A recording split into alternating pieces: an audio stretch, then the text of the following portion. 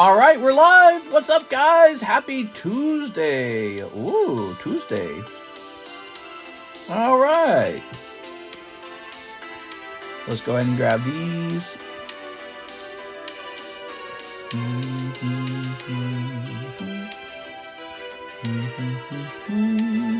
So we're going to say, well, let's see. I'm going to say Tyranitar, break close. Astral, Radiance, box battle, close. Live card shop. Okay, we're going to hit copy. Tell you what, let's add one more thing to the title. Free slab tonight.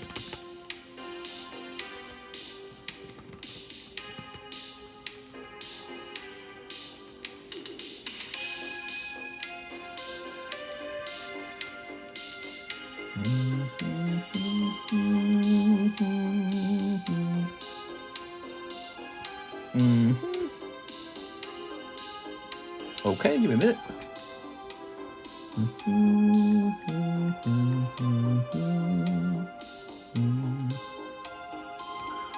All right, let's hit this. There we go. All right, so we turn the iPad on, and now let me go ahead and post this as well. We're going live for Tuesday night. There we go.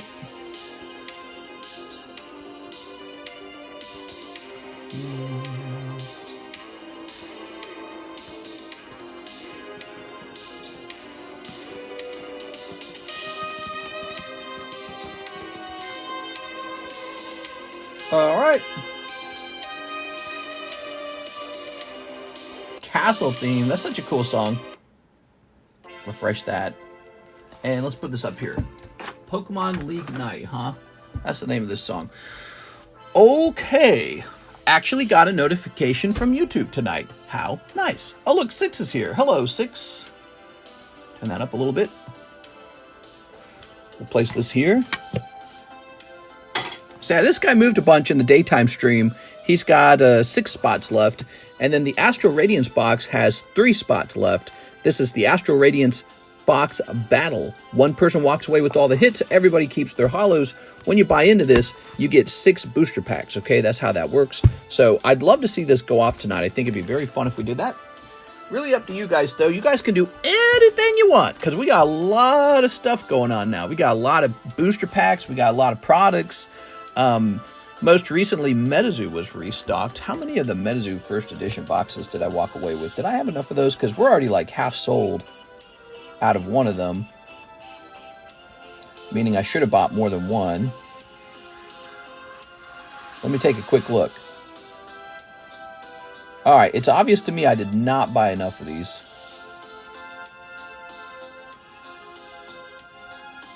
Let me buy a couple of these, because we definitely need another one. Well, I'm just going to buy this one. Okay.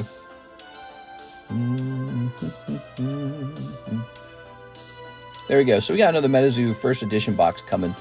Yeah, a bunch of people opened the Metazoo first edition. They're trying to pull that first edition Mothman out. Indubitably.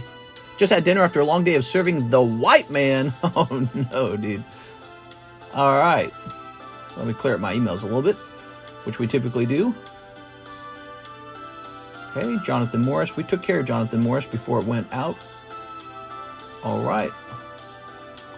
We have an Ivan Ramirez spot in the Tyranitar to fill.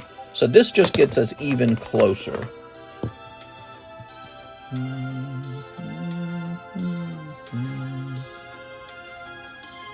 Oh. Somebody pinged me. It's so funny. They pinged me in the other Discord. Ivan Ramirez. I gotta say, this Tyranitar gets people moving. Must give them a wiggle in their pants or something. They want the Tyranitar break. Tyranitar is all the way up to 9 now. So he's really just got 5 spots left. In theory, would Metazoo make a comeback if they ever did a Pokemon collab? They'll never do a Pokemon collab. There's just no way. It'll never happen. But Metazoo could do other collabs like they did with Hello Kitty. So, you know, they might find other products to make a side-by-side print run with. Who knows? They'll make a Pal World set. Doubtful, but... Okay, so this was 52 minutes ago. John Lucas, can I get Walking Dead Tops ×4? Easy. Where are my Walking Dead packs? Here they are. So the Walking Dead packs turned out to be very cool. How many spots left in the EX Holland Phantoms? Oh yeah, it's got to be real close, right? It's got to be like 1 spot left. 1, 2, 3, 4, 5, 6. 3 spots left. 3 spots. It's a pricey break. All right, John Lucas, you're in luck. I have another box right here. Ta-da. Happy Tuesday night. I don't know how busy or how slow Tuesday night will be. It's usually a slow night. Power World going XXX, I heard. What are you talking about? There we go. There we go. There we go. Topps Chrome Marvel ×4. Topps Chrome Marvel? Oh, this is a huge order. What the? Oh my god, dude. Hell yeah, John Lucas. Mr. John. Do we have a bag for you still, John, or did we ship you out? I think we shipped you out, right? 1, 2, 3, 4. All right.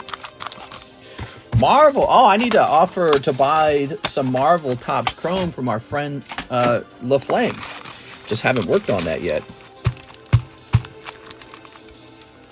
Power World saw the Typhlosion sex tapes and they're going all in. Oh no, dude. Mister, I'm convinced America has a huge food. That's right, we have a huge food. All right, there we go. I'm here for the shipping. Your stuff shipped? It did. Check the tracking number on it. I bet it updated. Here's Dwight, Andrea, Scott. You even got a free label because you had enough for a whole nother package. Sadiq. Here's Spencer Monroe. Not Spencer. Spencer sucked, bro. Terrible. No searching. Here's these. Will they all fit into one sleeve? No, that would be too easy. That would be too easy. I noticed there's always one like pack, one card in the pack that has like a bent corner. I don't know why that is. We need zombie skin memorabilia cards now. We're working our way through Walking Dead Season 9. I think we got a couple episodes done today. Super boring. Super uninterested in the bad guy this season. Here we are. The alpha bad guy, or whatever her name is. All right. She's interesting, the Jadis character. How to take down a walker, burn them. There's Olivia. I like the scathing remarks about Olivia's weight from Negan. But realistically, if Olivia had survived the zombie downfall and everyone was rationing food, she would have just lost weight pretty rapidly. So it's really hard to believe that she maintained her weight. Here's Joe. But that's true for anybody who's overweight in The Walking Dead. All the overweight characters, none of them make any sense. All right, here we go. Shane. You got Shane like this guy. This guy's huge, man. 3 of these. Pete Anderson, he was horrible. Ugh. Here's Deanne Monroe. Okay, Deanne. Very nice.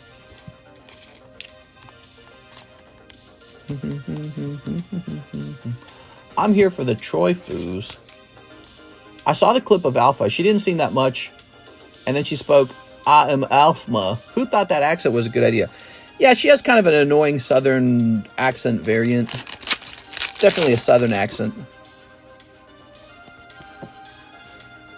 Like, well, shucks. She got one of those going on.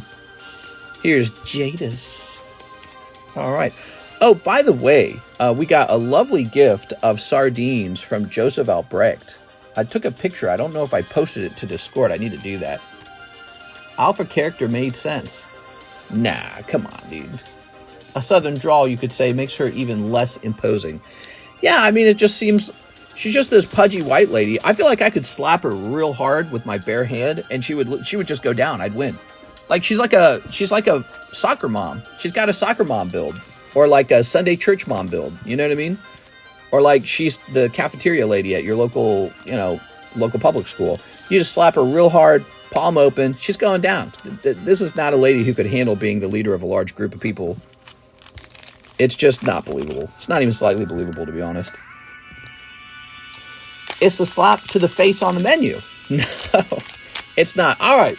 So, John Lucas, nothing crazy coming out of your Walking Dead cards, but you are opening up these very pricey Marvel cards, and we might see something amazing happen. I don't know, something amazing. I could take her. Yeah, well, I think most of you could. Oh, Sentry out of 399. Ooh. All right, so this Tyranitar is at 9 out of 14. A lot of movement behind this Tyranitar. People like this. They like Tyranitar as a break. I got the YouTube notification. It said, time to spend money, bitch. I can fix her. Who, Alpha? They are. I think they kind of represent her as sort of like a true evil character. Like a character who's got psychopathy problems. And her little second-in-command dude also has psychopathy problems. All right, here's Uatu. Her character's totally boring to me. It's a terrible season. We are Prowler. Ooh. Yeah, one of the things about her character, they sort of present her as very dangerous because they basically figured out that you can paint yourself in guts and wear a mask and sort of move the zombie horde around, and they got a big zombie horde, right? Well, it's like, so if you get all this time where they're not attacking you, why don't you just build some anti-zombie horde, right? Like, just get giant tree trunks dug, 12 feet into the ground, 20 feet high. That's what the colonial settlers did back in the 1800s, 1900s, early yonder years. Like, why don't they just build some big-ass wall, with the creek running through it, and stock up on, crops and garbage like that, and then just have a whole system for wiping out a whole stampede, But also, they learned a lot over the seasons. They learned that they can sneak out covered in guts themselves. They learned they can run a radio anywhere, and the zombies will basically just head toward the radio. They've learned they can set the zombies on fire, you can just wax up that area, and if the zombies show up, just set the whole herd on fire. They learned they can have like loudspeakers, a vehicle with a radio strapped on the back. There were all these tricks used in the earlier seasons that would suggest you've got methods for dealing with herds of zombies. And so, I feel like a radio is more powerful than, people walking around in masks. It's hard to believe that they don't have a strategy in place to just deal with a large horde of zombies, besides the fact that they could just spend all their time killing them. So, and that's another thing. So they present this giant horde of zombies like it's a nuclear bomb, but it's like it's not. The zombie horde has a limit to how much pressure they can put onto a wall. And they are, even though it's a large amount of them, it's a finite number of them. So you could just go around killing them like all day long. And one day the horde is gone. So, this idea that the enemy is some invulnerable enemies, it's just kind of stupid. Here's Sabretooth. Stop using logic. The plot only works if half the cast has brain damage. Right. Also, they just introduced the one Indian doctor, and now he's got like a gay boyfriend or something like that. And it's like, how are there so many only gay people left at the end of the world, and they keep finding each other? Spy Master. But it's so obvious. The writers just don't enjoy, normal sexual relations with people. It's got to be like some weird thing. So that's exciting for them, for the writers. They don't want a normal, like, two people of the same race marrying each other and just having normal children, and that's super boring. Nobody wants to read that. It's like almost the news, right? Like you don't open the newspaper to read, and today everything was normal and fine. So there's a doctor, and now he's gay, and you didn't know he was gay in the earlier seasons, but now he is, and he's got a gay boyfriend very quickly. Yo, Elektra, give me 1 out of 1 Elektra. But it's just like, oh brother, dude, like how are there so many gay people in their group? It's the end of the world. It's the survival of the fittest, and their whole camp is either lesbian or gay. And I can't get it. I can't get over it. It's so weird, man. Daredevil, I know that gay walk from miles away. Show about zombie apocalypse. How can we get a gay couple thriving? Yeah, well, exactly. So all of a sudden, the show's not really about the zombies. Oh, Shang-Chi. You can make TV shows and movies about gay people, having great relationships or tragically losing each other. Shang-Chi. But it's like, if every single relationship they develop is like some weird kind of thing, it's just, where it's like, this happens very rarely in a normal society. It's not that common. But in, the end of the world, it's the only relationship that happens. It's like, statistically, I know the odds for that are near impossible. So why is that the only relationship occurring in your TV show? And it's because it's a fantasy. And so, again, for me, one of the selling points of The Walking Dead has been the realism. But now they're just developing characters that are super unrealistic. And, it's kind of annoying. It's Sunfire. It's just, it's not fun. I don't find it fun because it's a trope now to be different, to be a hippie, to be, LGBTQ plus, to be, all this other stuff. That's the trope now. Everything is that. Strong woman, weak man, that's the trope. Every single TV show, every single movie is the same thing. It just gets boring. It gets really boring. It does. We are like this alpha character. She's a strong woman.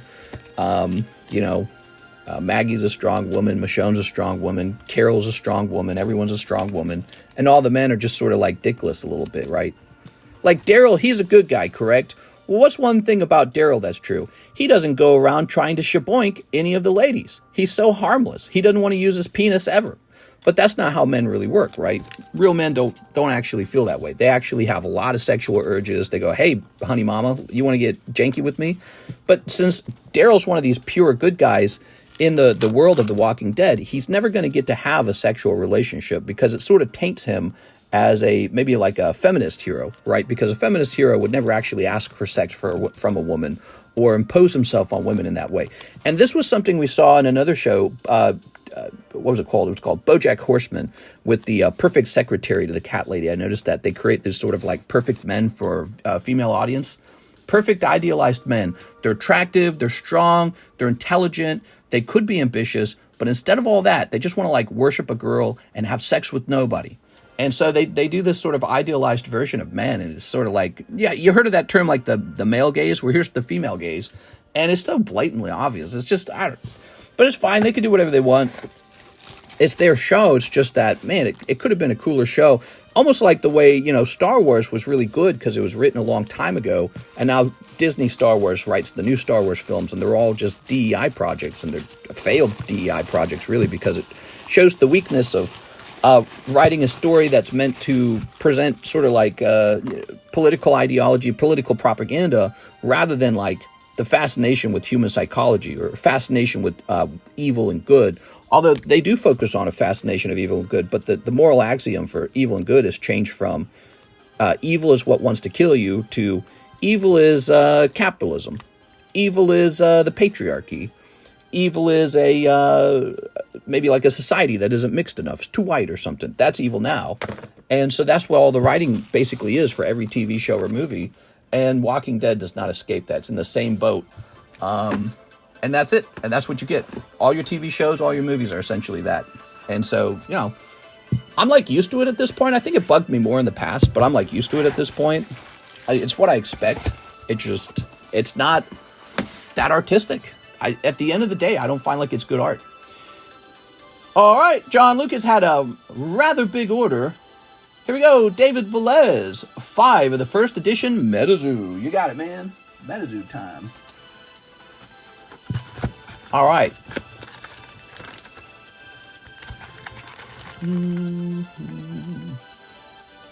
So we have a question from Prankstas. Do booster boxes naturally start deforming in shape with gravity? Not really. The Tomb Raider anime flopped. Here we are. Tomb Raider was made for men to watch a busty girl fight bad guys. That's what Tomb Raider was made for. They kind of want to take Tomb Raider and make it like a feminist hero kind of story for women, but it doesn't work because the original love for the series was a busty woman. Same with Mortal Kombat characters. Same with Tifa from Final Fantasy. These were busty, sexy women with big curvaceous hips and scantily clad, and the point of them was men were looking at them while they played a shooter or a killer, bloody fighter.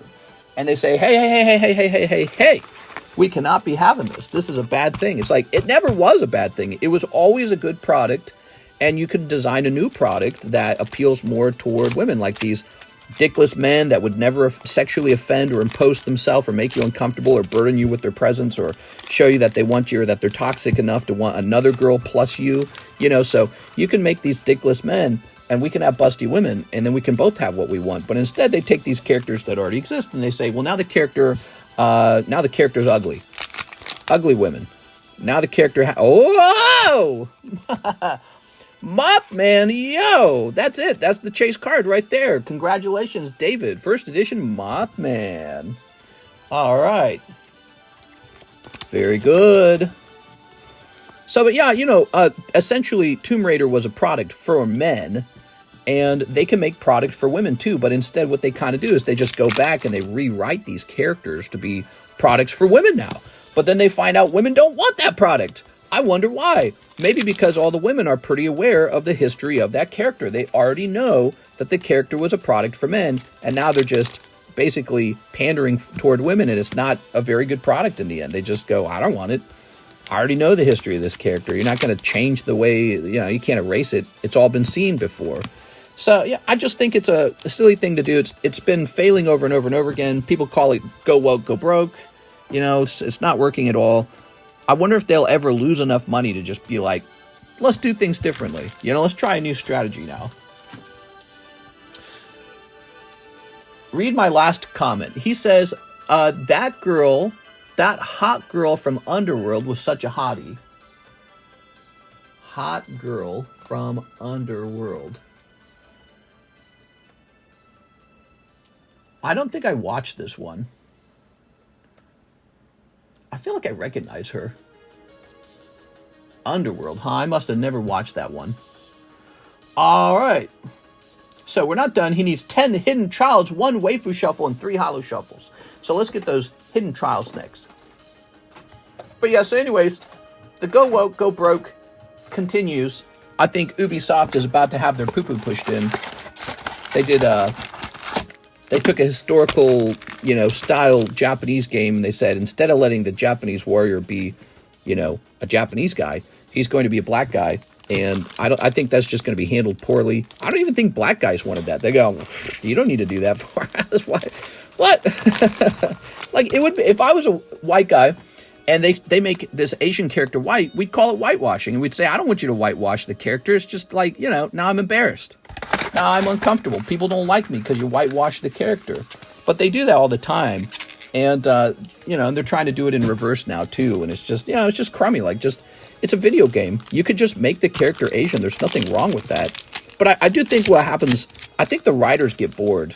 And I think what they do is they say, well, what's super, what's the most taboo thing we could do, maybe? Or what's the most reverse thing we can do, right?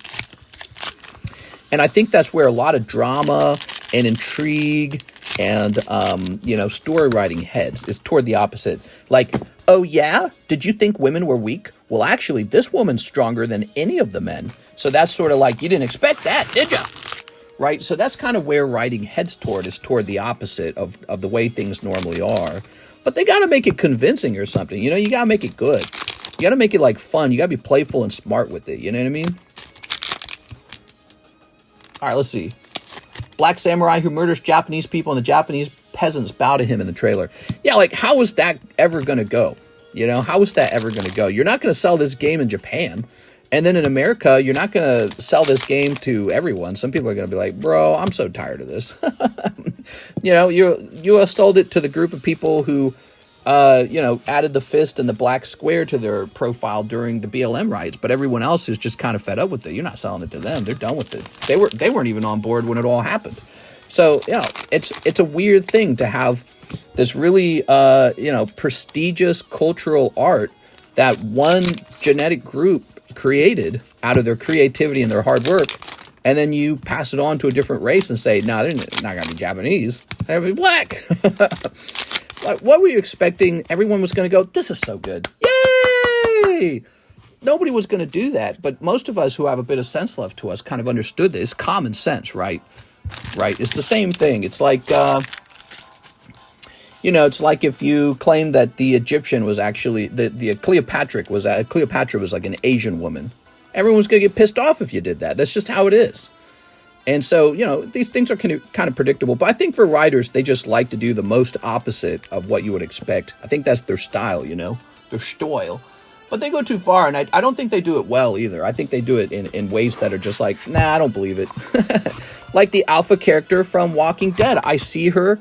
I see who they cast. They cast some, soccer mom, pudgy ass, fat white lady, and I go, I don't buy it. It's just not a thing. It would never work this way. It would never happen. Someone would cut her throat in the middle of the night. All right, he's got Machop. Nice, dude. You got a 10. All right, I like Mister's Rants. What do you think about No Rush on? I almost said Monster Hunter World on Modern Warfare 3. I never played that, so I have no opinion on it really. But that's the episode where they kill a bunch of people in the airport. It's like kind of like a mass shooting or something. Isn't that right? I didn't have any opinion on it. How about a Russian samurai who happens to be Jewish but identifies as a woman? Yeah. Well, and you could go down many rabbit holes. But if you're going to do it, you better make it really good. You know what I mean? Like, I think I got a perfect example of some strong women. Futurama had like Leela, right? She was a strong woman. I love that show. They just did it really well. So it's not like an impossible thing to do. You just got to do it really well. People got to like your product in the end. Leela. And then Adventure Time had like, the Bubblegum Princess and Marceline. So a lot of the girls in the Adventure Time show are very strong. They just do it well. Somehow it works. It's enjoyable. You can watch it. It doesn't drive you nuts. They've just designed it well. And Marceline and Bubblegum Princess, but they weren't sexualized. None of the characters were. And yet it's such a good children's show. It's a strong brand. They made a spin-offs from it. It was very popular. People still talk well about it. Let's get that Machop now. I think I know what that is. So I've seen examples where it works really well. Maybe like Aliens, another example. They just don't do it well most of the time. I don't know why. I think they indulge, I think that's part of it. I think they indulge. They create this character, is it called a Mary Sue character? I can't remember. But they create this character like they did in the Star Wars sequels with Rey. And she just sucks. There's no hero's journey for her. She's just instantly stronger. She's instantly better. She doesn't have to have a boyfriend, but she doesn't have to do anything, really. She's never at risk of dying or getting hurt. She doesn't lose anything meaningful. She's just super powerful. She's the best. She's the hope. She's the change.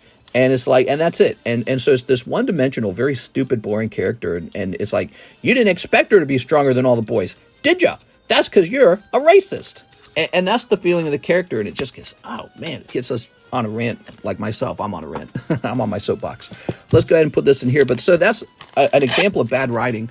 And I think most people do agree at this point. Star Wars has been really not doing so great. And maybe they continue that on with this show that just got canceled, Acolyte or whatever. David Velez. Mr. David, you got a first edition Rocket Machop 10. Congratulations. When you will unbox. What's up, man, Mr. Chong? Did you place an order? Weren't they lesbians by the end of Adventure Time? Yeah, they were lesbians too. So, they did all of the they did all of the things on the agenda list, strong female leader, they're lesbians, bada, right? And it was still easy to watch. I could watch it. It was easy. The lesbian kiss was really awkward, but you were kind of predicting it by the end. You're like, all right, we get it. They're lesbians. But they did it in a way that didn't make me go, bleh, I hate this show. I can't stand it anymore. All right, David Velez. But here we have Walking Dead, and they just had a gay couple arc with the one dude and his boyfriend, Eric. And now they're just starting a new gay relationship arc with the Indian guy whose name I don't remember and this new doctor. And it's just like, dang, dude. There's so many gay people at the end of the world. I didn't expect that. I kind of expected more like people having children, because that's all there's left to do is to have a couple children, repopulate. I didn't expect that. There you go, David. This is going into the Cool Kids box. Be sure to remind me when you ship, okay? All right, that was one big David order. It's just, at the end of the day, it's bad writing. That's the bigger sin here. It's not that they're gay. It's not that, they're lesbians or anything like that. It's just that the writing is just so, like, I could write a better gay couple story than they could. I'm more creative than them. I feel like I am. Like, and maybe that's boastful, but I feel like I am. Because what they've done is so simplistic and not at all, you know, it's just the trope over and over again. Like, okay, we were told what to write. We got to write this into the story. Let's go get it written into the story. And then they were gay. The end. There we go. All right, and here's South Park logo. Joseph Jones, 2 spots in the Tyranitar. Yo, you're going deep today, dude. Mr. showing Chi-Chi's at 100K. That's right. Very classy. Very demure. I don't show my Chi-Chi's, only a little bit. And no chochos. Joseph Jones. This guy might be going off tonight, guys. Ooh, this marker's dead, dude. 2 men together are stronger than a man and a woman. You are so right. There you go. I watched like 7 seasons of this rescue show called 9/11. Now the big buff sex addict firefighter is gay.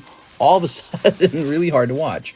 Yeah, that's another thing they like to do. They like to take these classically very masculine figures and then, oh, you didn't know he was gay, did he? Did you? You know, it would make more sense if a guy was gay if he was into like ballerina dancing, you know, and pretty music, and, you know, you got a gaze for other men, stuff like that. But they don't, with some characters, here's one, it's funny that I can just pull examples right out of my head. So like the TV show Ozark, there was the uncle or something like that in the early seasons, you know, like redhead guy, and he was just instantly sexually involved with the FBI agent like that. Like they just, oh man, I would just hold back my sexual urges. I couldn't control myself. I'm finally free to be me. And I was like, come on, dude. It doesn't really work that way. All right, Joseph Jones. Oh, this marker's dying. It's a fantasy for someone. Probably the writer. I feel like I'm seeing into the writer's mind, but I'm not seeing a pattern that I would recognize in the normal real world. There we are. All right. There we go. The good writers left and we can't think of anything. What do? Make everyone gay. Right, exactly. Like the earliest seasons of The Walking Dead were almost like poetic. Like when they had the zombie walking in the field or Herschel looking over the farm. There were like these moments, these gentle moments, thoughtful, and it had like a good pacing to it. Now it's like, okay, this gay couple's dead. Here's a new gay couple for you. And it's like, I thought this was Walking Dead. Like, what happened? So things have changed dramatically. And, but we're almost done. Because after this, there's just the super, super, super annoying season 11. And in that season, it had the Commonwealth, where it was like pretty much about communism and capitalism. That's what that season was about. So it was just a liberal arts season. It really wasn't even about the zombies. All right. 1 spot in Charizard, 1 spot in the kitty. Hell yeah, dude. The last season of Walking Dead, it's pretty much an argument for communism versus, you know, capitalism. That's what it was. Well, I wouldn't say directly about that. Maybe it was more about the rich and the poor. But they kind of represented the rich as sort of like these, maybe more industrious type. And the, you know, the people who deserve to be taken care of is sort of like that. Hey, we're just the regular folk who need you to redistribute some of that wealth, right? That's how they presented it. So, you know, and that's the typical Marxist argument that a small group of people shouldn't control all the wealth and power and the means of production and all that. We are. So, but the messaging was very strong. And it wasn't very deep at all. It was just like, the bad guys are rich, the good guys are poor. That was the messaging. 1, 2, 3, 4, 5, 6, 7, 8, 9. Okay, we're up to 9. That one episode from The Last of Us, that was very gay. Okay, and the rare candy is for the Charizard. Here we are. That was a very gay episode. Full man beard on man beard kissing. There you go. All right, this ticks up to 9. Ta-da! All right, so wow, a lot of movement in the breaks recently. This has 6 spots left. This has 3 spots left. This still has a long way to go. This is up to 9 out of 31. So that's the no rarity Zard. Corporation still waiting for this mystical modern audience to appear and buy the product. There are gay people. There's lesbians, and they do want this kind of stuff. But it's like, you just got to write it better, man. You got to make it less obvious. Garrett Henderson, did you have an opportunity to look into the Wave 1 cloud? Yeah, Mr. Garrett, contact me on Discord about that, okay, Mr. Garrett? Here's Dylan James Atkinson, 6 Pokemon Raging Surf. You got it, 6 Pokemon Raging Surf. 6 Pokemon Raging Surf. Let's see, where are my Raging Surfsies at? Oh, there it is. Got all buried. All right. It'll be easier to do in Discord because I can't do it live. We got 1, 2, 3, 4, 5, 6. Oh, just one pack left, huh? That's the pack. That's the pack with the chase card. Okay. Ready? Snipping this.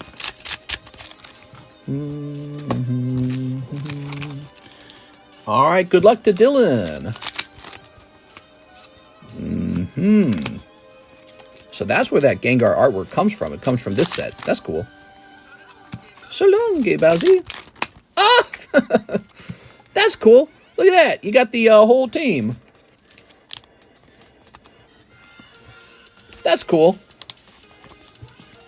Okay, and here's a non-holo. Oh! Ah! Another Gengar! Alright, lots of Gengars in this round. Alright, cool, man. How should I contact you in Discord? Yeah, you just send me like a DM. Alright. Dylan James Atkinson with the DY. Let's see.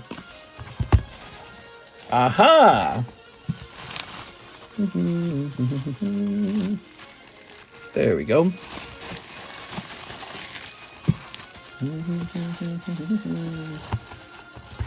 Okay. How many spots left in Astral? The Astral Radiance box battle has 1, 2, 3 spots in it left. We could finish this easily, guys. Let's get it open. Don't you guys want to see it? I want to see it. Next up, we have an Asher Anderson order for 2 Holo Shuffles. Asher Anderson. Ready? All right. 1, 2, 3. Bloop. 2 cold ones. Asher Anderson.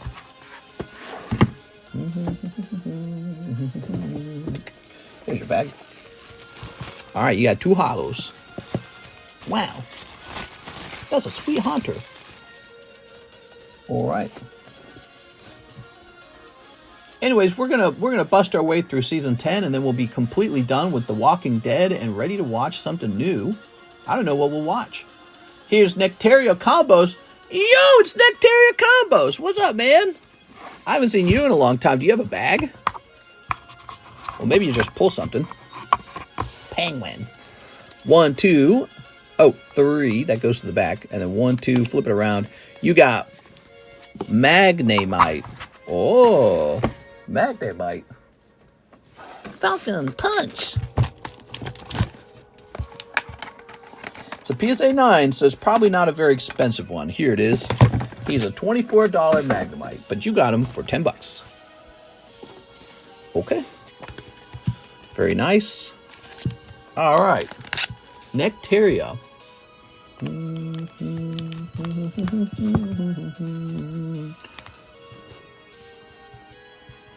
Nectaria. Combos. There we are. Ta-da! All right, here's Carlton Wicks, 2 Walking Dead. 2 Walking Dead. We opened a new box, right? All right, good luck to Carlton Wicks. So, how are you guys tonight? Sleep. Okay. Let's see what we got here. Andy, Beatrice, Bud, Dr. Carlson, Jesse, the Governor. There's the Governor in Battles, and Owen. Owen was so lame, dude. What a lame character. That guy died like a bee. Sent for a spot in Astral. Oh, Astral has 2 spots left, guys. Astral Radiance, 2 spots left. Here we are. It would be better if I had some Bluebell ice cream. Oh, I opened that box, by the way. Joseph Albrecht sent me a box of goods from Japan. And it contained a couple Kit Kats. It contained some sardines. I already ate one. And a little bit of tuna as well.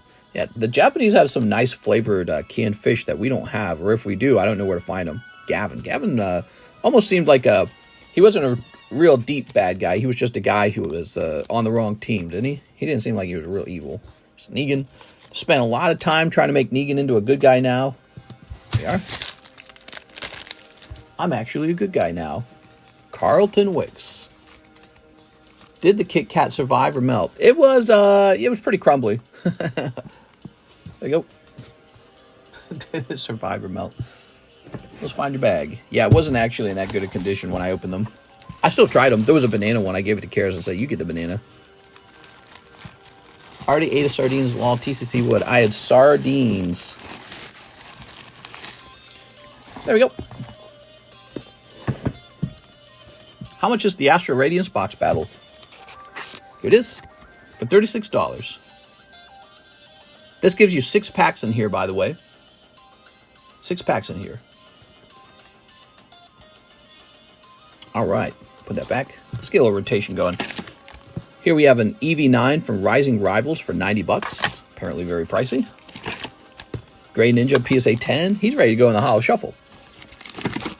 Here's Nido King. Cheap and affordable. Here's Snorlax. Cheap and affordable Snorlax. And here's Seal. All right. 1, 2, 3, 4, 5. Do I got like a... There we go. Get this energy search. So, Radiant Greninja is going into the Holo Shuffle. We got room for him now.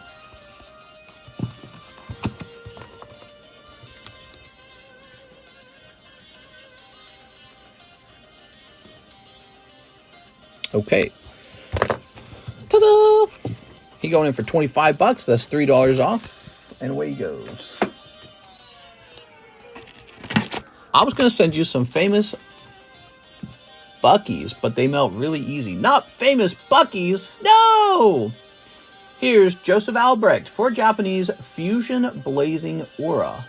And 2 Final Fantasy Hidden Hope. Okay, the Blazing Aura. You got it. Give me a moment. Have you considered picking up any of the Metazoo Halloween promos? Maybe. All right, let's see.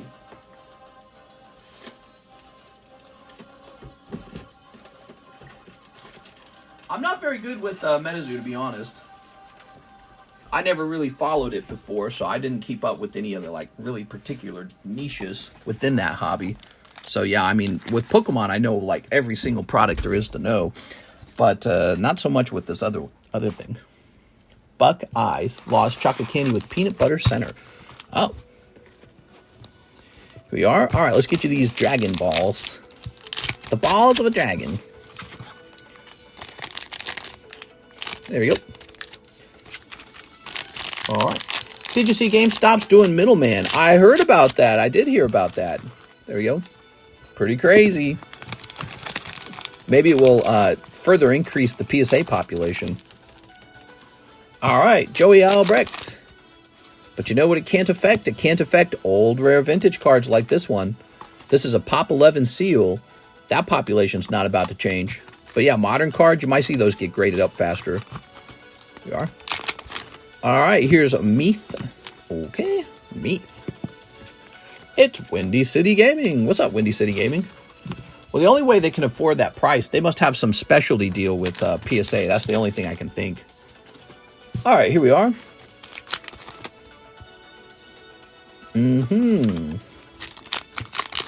Here's a holo.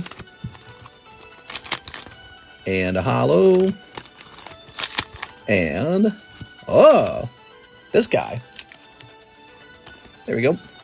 I think if your business primarily relied on being a middleman, you are probably pretty scared after that announcement.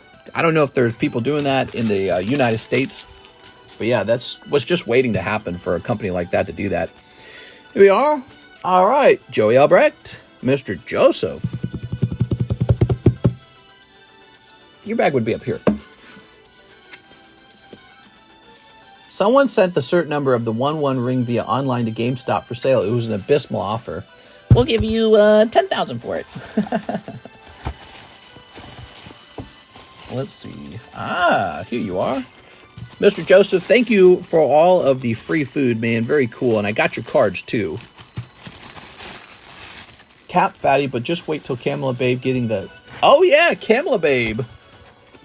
Kamala's my queen, bro. All right, all right. What do we have now? James Gower, spot in the Astral Radiance. Yay! Astral Radiance box break's getting close.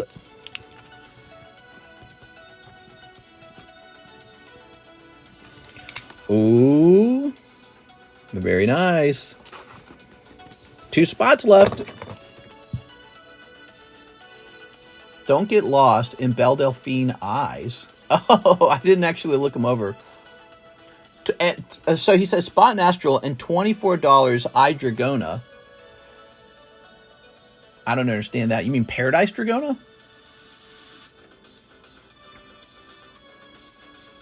Let's see. Maybe he means in Slab Away. It's James Gower. Does he have a Slab Away? No, he does not. So he must mean Paradise Dragona, right? And so what's $24 of Paradise Dragona? You're making me do the math backwards. Hold on, give me a second here. So it says that 2.5.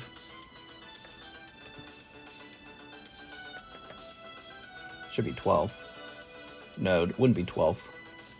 9.6. $25 would be 10 packs. Oh, is that what it is? $25? We could do 10 packs. All right. You messing with me, man. Let's see, where's my Paradise Dragona?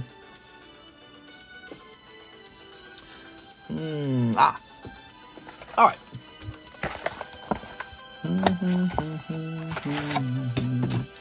1, 2, 3, 4, 5, 6, 7, 8, 9. Someone's gonna snipe the Machoke Me Daddy. Yeah, someone's gonna snipe Machoke Me Daddy. All right.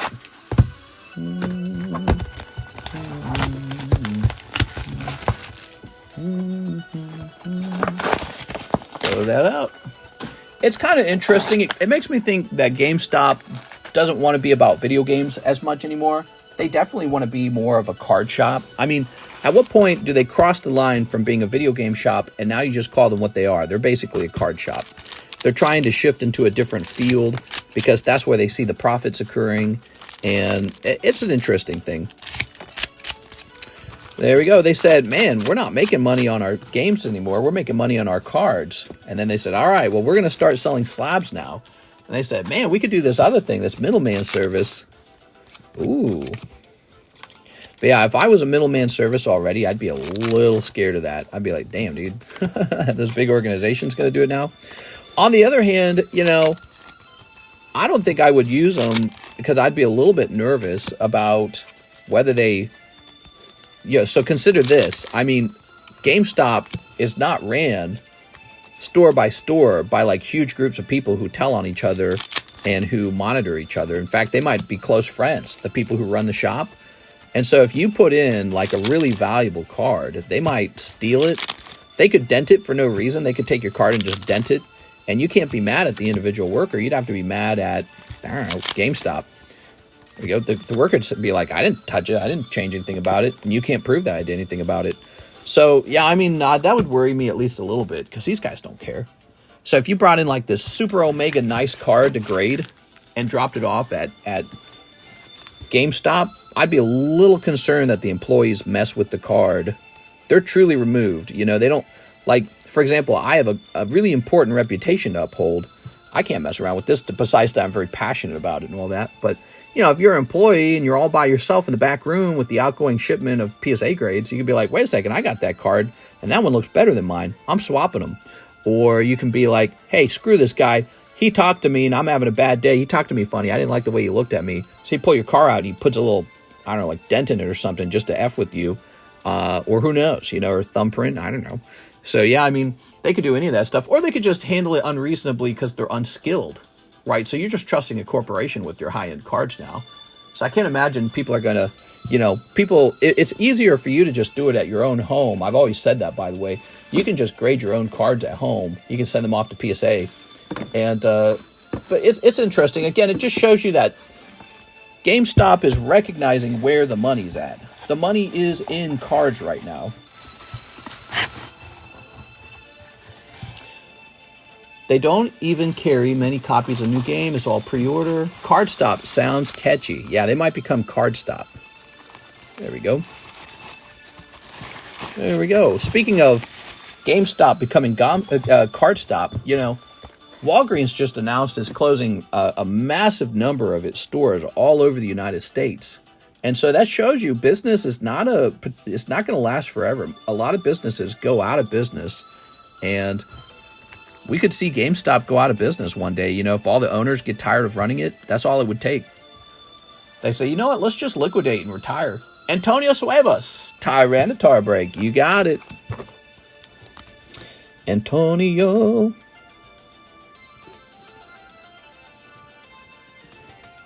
GameStop is only grading cards so they can stay in business. Yeah, and that's kind of what I'm suggesting. So is this a sign that they're like a clever business, or are they struggling like Walgreens is struggling? Because Walgreens is now going out of business, basically. Walgreens just announced, I think it was like 1,400 stores closing. That is not a small number. They're just closing up. They said, we're done. We're going to sell off our real estate and retire. 1, 2, 3, 4, 5, 6, 7, 8, 9, 10, 11, 12, 13. Oh, one spot left in the Tyranitar break. That's it. It's finishing tonight for sure.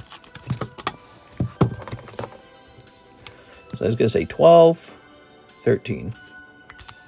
Thank God Kmart is still around. It is your best supplier. Yeah, I mean, I get the Blue Light Special. That's where all the good cards come from.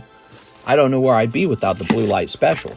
Here's mini stickers. Here's Flygon for $800. Here's Pidgey for $25. That's a nice one. Here's a hand-drawn Psyduck by yours truly. And Dusclops. Ooh. Dusclop break in the future. Pidgey's going in. I work with CVS. They're coming to an end in the next 3 years as well. Ooh. 1, 2, 3, 4. Give me a trainer. I like to ride on the trainers because the trainers are not really collectible, you know. There you go. So if you're going to get holos, you might as well keep the nice ones unwritten on. I guess that's not true. I can actually pick like a dumb Pokemon out of the pile too. Like I could have written on Hawlucha, I suppose.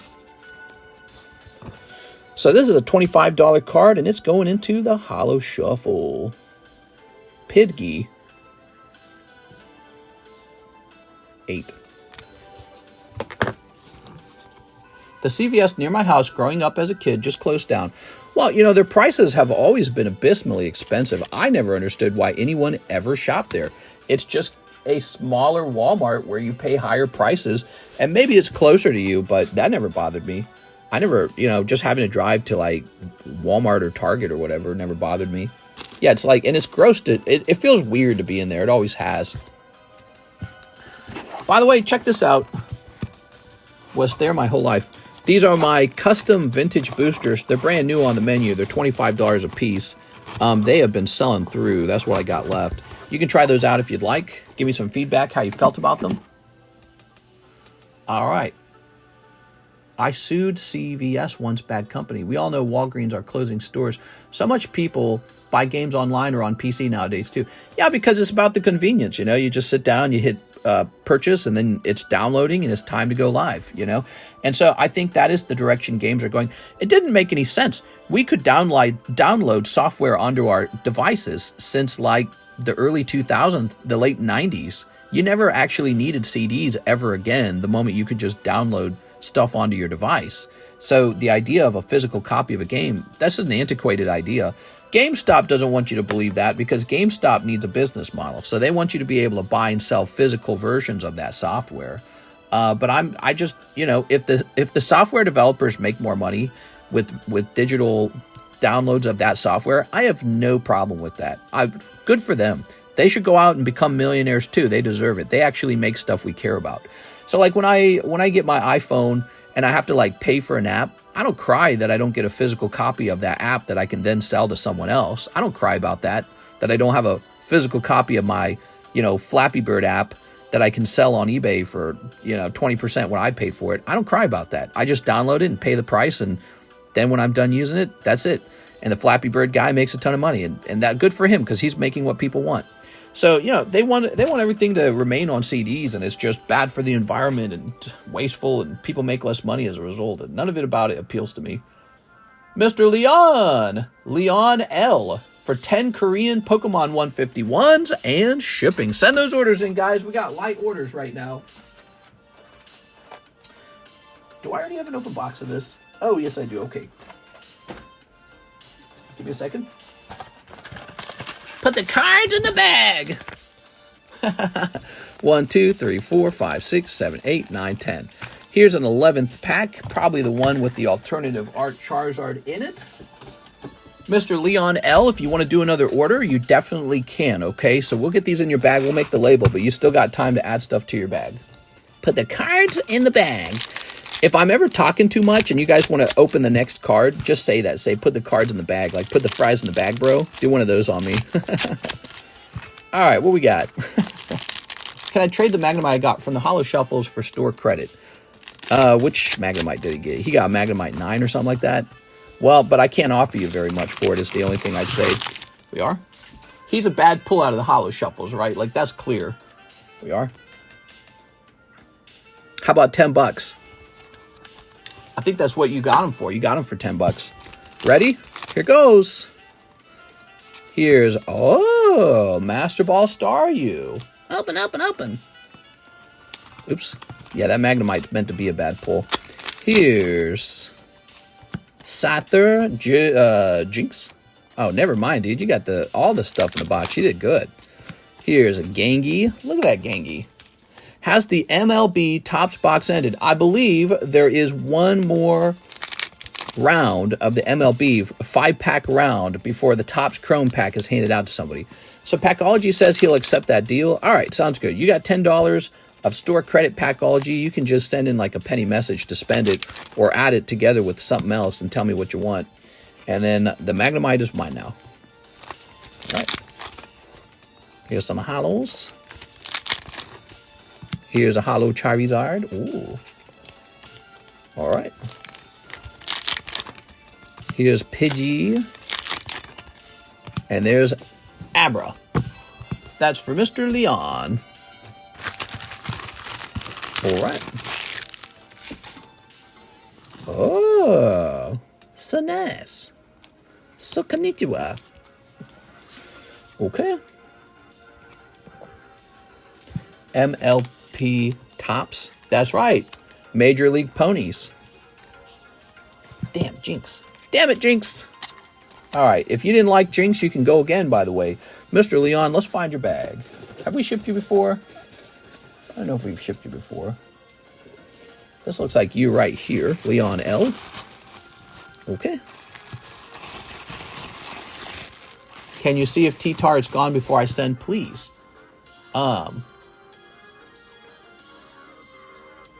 Yep, he's gone. Tyranitar break is going off. It's already paid for. All right. Leon L. So you might want to save your money. So Leon, in order to ship out, I got to get your address. So you got to email me your address, Mr. Leon. Send me an email. I got an email at the top of the description of the live stream. I need an email in order to ship you. Okay, not an email. I need an address to ship you. Bummer. Good luck, all. Yeah, by the way, we'll have another cool break right after this, so you might be tempted by that. And then there's this over here, too. Okay. Now, Joey Albrecht, he sent in for this Tyranitar first before anyone else. Joey Albrecht. Okay.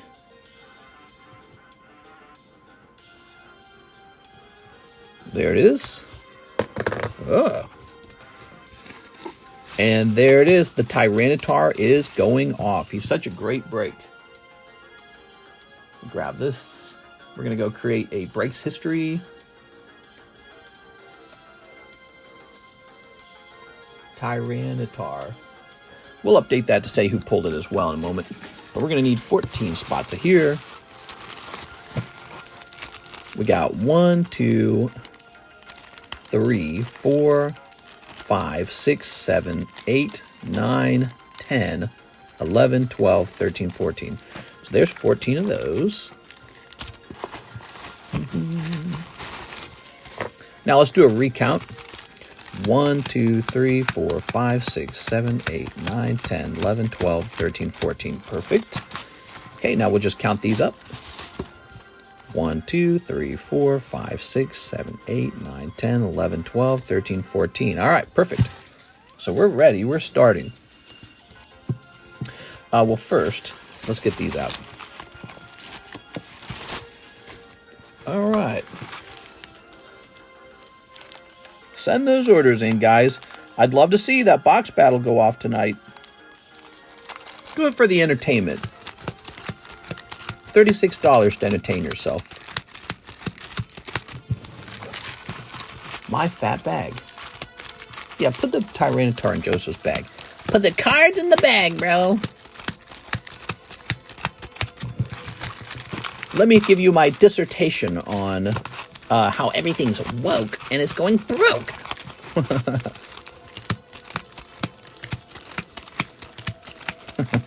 Where's my soapbox? Let's go DDB. All right, give me a number to split the deck by. Jinx is the drag queen of Pokemon. Yeah, actually, Jinx does look kind of like a drag queen. It's got that feel. Alex Lopez says 9. 1, 2, 3, 4, 5, 6, 7, 8, 9. There it is. The split has happened. Set that to the side for the moment. And now we need to shuffle these guys up. Okay. All right. Okay. All right. 1, 2, 1, 2, 1, 2, 1, 2, 1, 2, 1, 2, 1, 2. All right. Somebody give me a number to split this deck.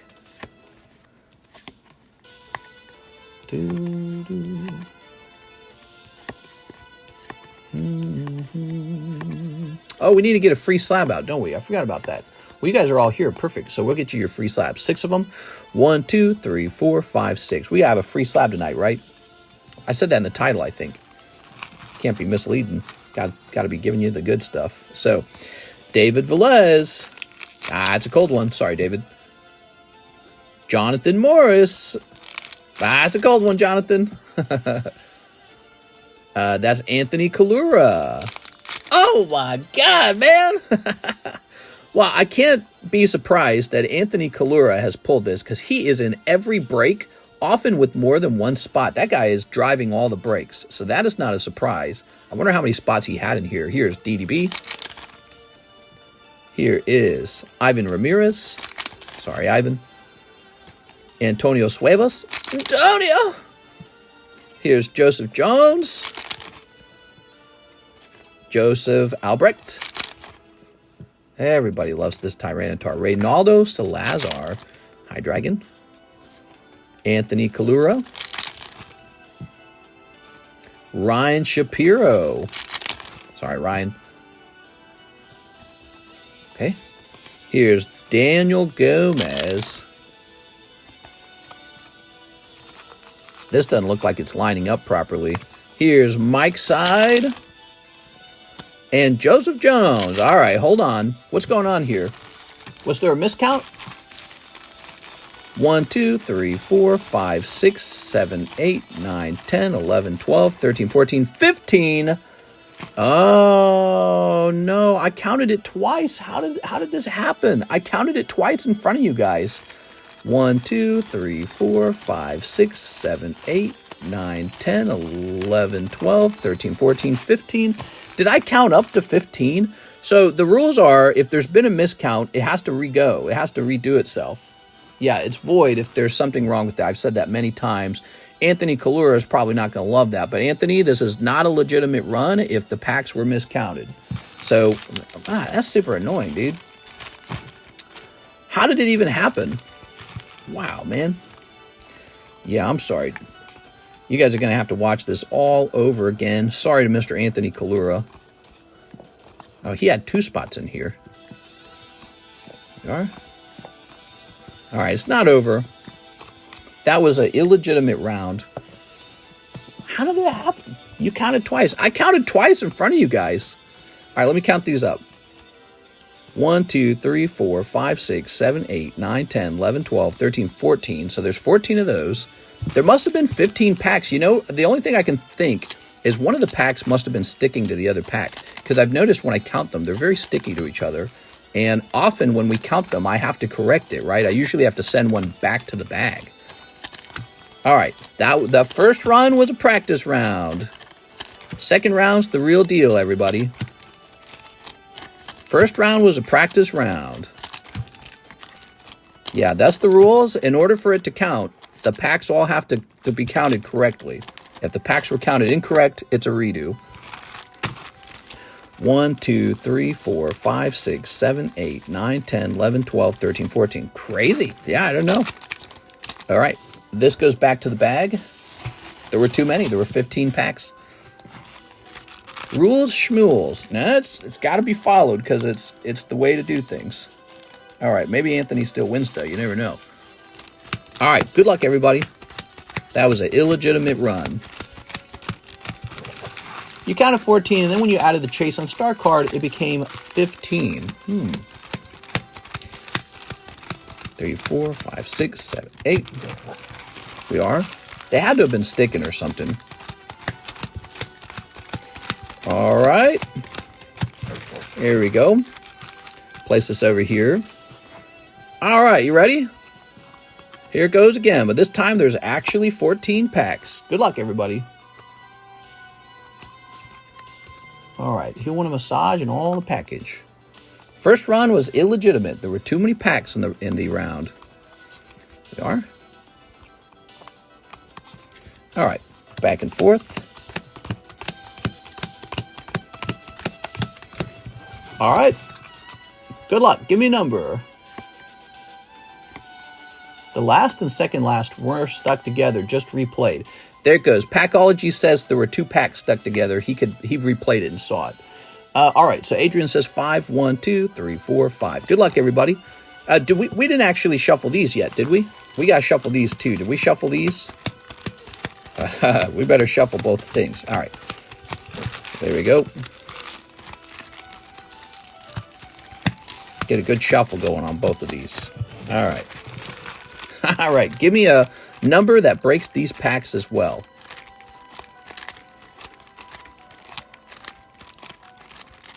Troy Malice says 7. 1, 2, 3, 4, 5, 6, 7. All right. They're both shuffled now. They've both been split by the audience. Well, let's get started. Good luck, everybody. Oh, I'm going to feel bad when Anthony doesn't pull it. That's cold. I just know it's kind of a bummer. Oh, that's also cold. Ah, yeah. But this is the legitimate run. The last run was not legitimate. There's DDB. Here's Ryan Shapiro. Here's Mike Side. Here's Ivan Ramirez. Man, I got to count those real carefully in the future. Real careful counting.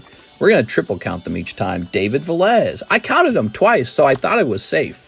But, you know, if they were sticking, it would make sense that I would miscount them both times. I got to make sure they're not sticking. Antonio Suevas. Joseph Jones. Who's still in? Joey Albrecht. Oh, it's going to be Joey. Yay! All right, Joey Albrecht, congratulations on the Tyranitar. Here's Joseph Jones. And, oops, the next one, which is Jonathan Morris and Reynaldo Salazar. There it is. That is the break. So I think what I will do is for Anthony Kalura, he's going to get a free spot anyways in the next break. I think I'll do that as a gift for the, you know, disappointing, illegitimate round. So he's going to get, this spot's going in the next round of the break for free. All right. And then I'll set these to the side. That's everyone's holos. Okay. This is a star card. You guys all know what that is, right? The star card. This gets moved over to the booster slab. Here it is. Okay. And this is the booster slab. This ticks up to 17. Oh, man. 17 out of 25 means 8 spots remain over there. And then this actually goes to Mr. Joey. What do you think of that, Joey? Let's grab this.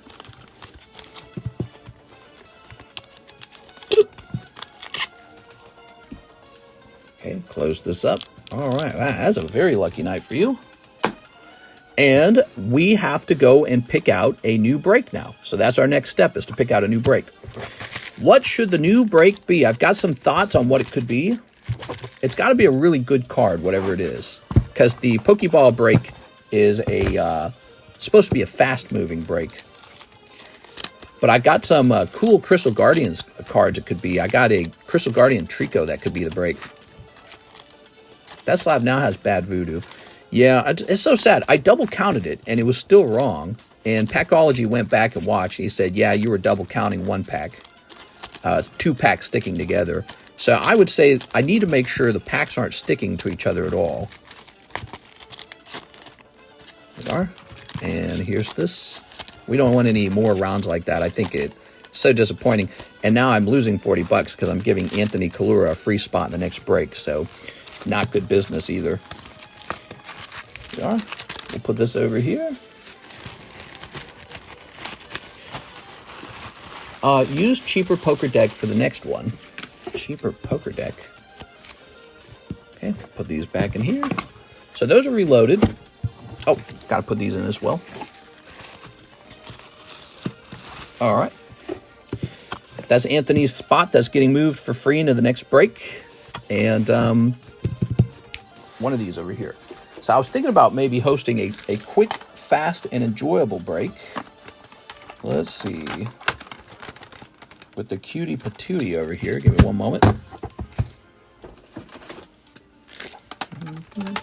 Oh, but it's not in this round. Let's see which box it's in.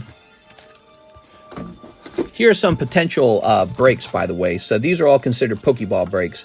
Base set Pikachu, Moltres, Charizard, Tyranitar again. Yes, you can do Tyranitar twice, by the way, but it'll probably be more expensive the next time.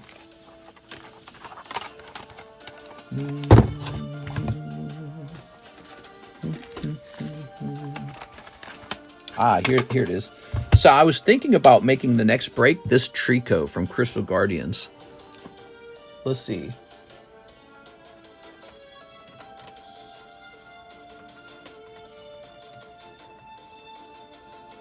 It would probably be a pretty fast one. Poker deck would be fun.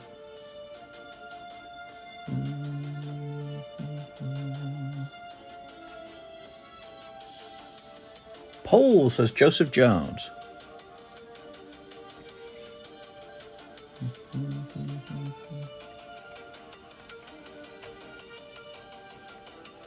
All right.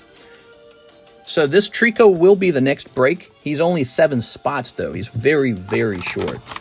7-spot Trico. He will also have a star card involved with him as well. Okay.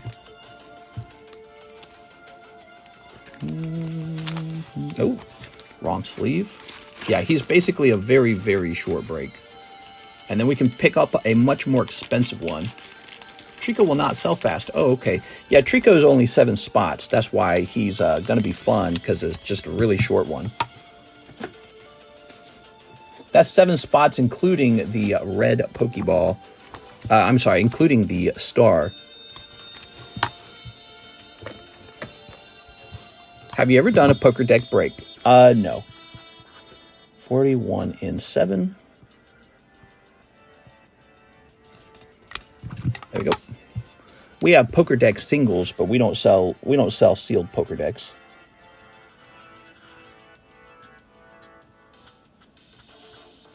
There we go.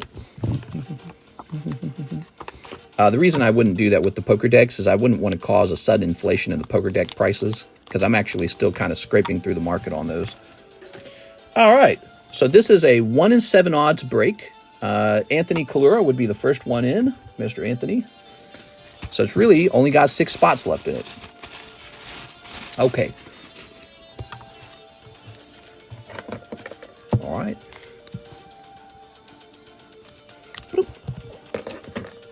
Okay. Drats. Drats. What? Trico. Trico's cool, man. Crystal Guardians, by the way, is unbelievably expensive now. That is an EX era booster pack, and yeah, it's kind of like the Holland Phantoms. If we did a Crystal Guardians break, it would look kind of like this. It'd probably be about $85 a spot. Or you could do $40 a spot, have it be 7 spots, have 1 spot be a star card, and you pull out an already graded 10 reverse holo. So you can see there's a significant difference there. The Trico is a starter Pokemon too. It's a lovely clay design artwork, so I think it's a very good break actually.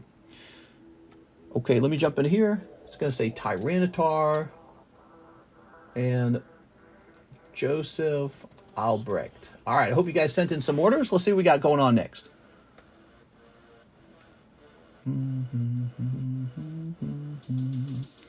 Kevin Vu wanted a Tyranitar spot. Mr. Kevin, I'm going to write your name down for 40 bucks. You can tell me what you'd like to do with that, Kevin Vu.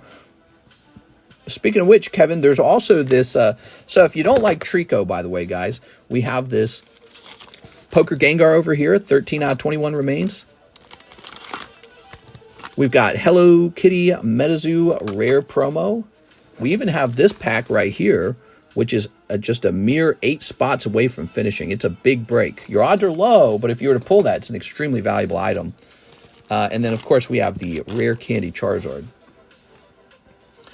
I think it would be fun to watch a break happen. Occasionally, I make a video showing a poker deck come apart, but yeah, the problem is if I started getting the poker decks to move very fast in breaks, you know, even if it was a price that I really enjoyed the price like that I was selling it at, the problem with that is now I got to go get another poker deck to replace it if I was to ever do it again.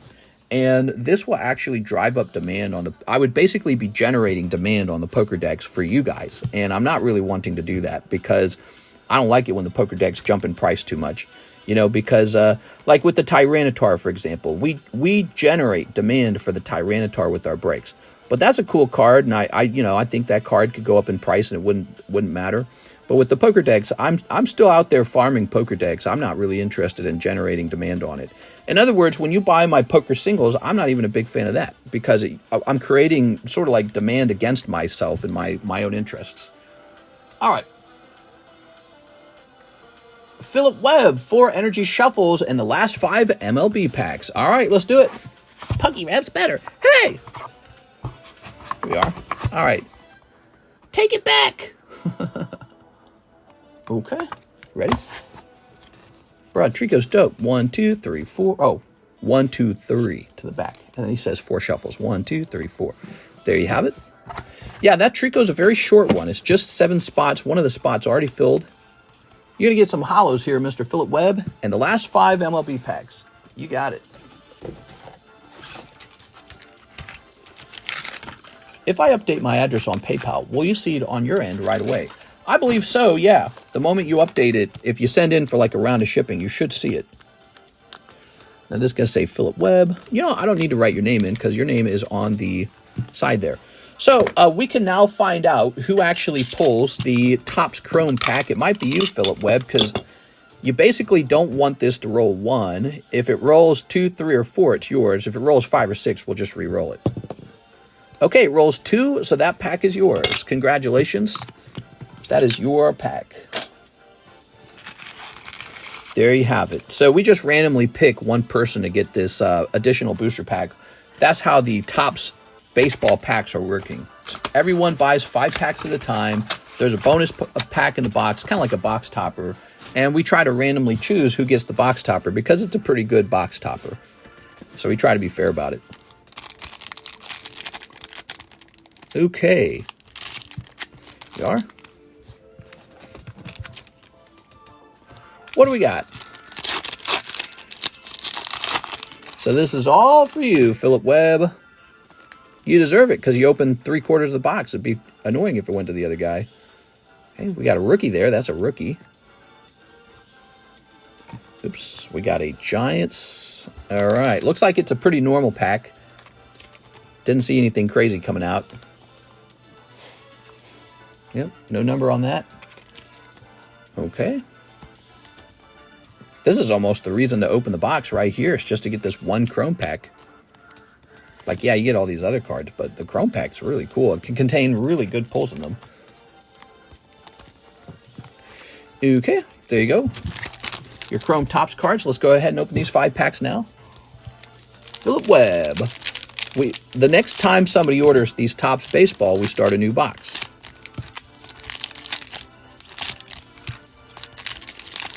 Okay, snipping this. Snipping that. I need to sit down and get my Yu-Gi-Oh cards repriced. Are we ready? Here goes.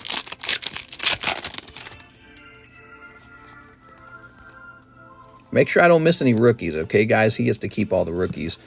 Here's a rookie. Is this numbered? What is this? This has to be like a holo then. Yo, Joe Adele. What's the best baseball card to pull right now? It's that guy with the Japanese name, right? We are.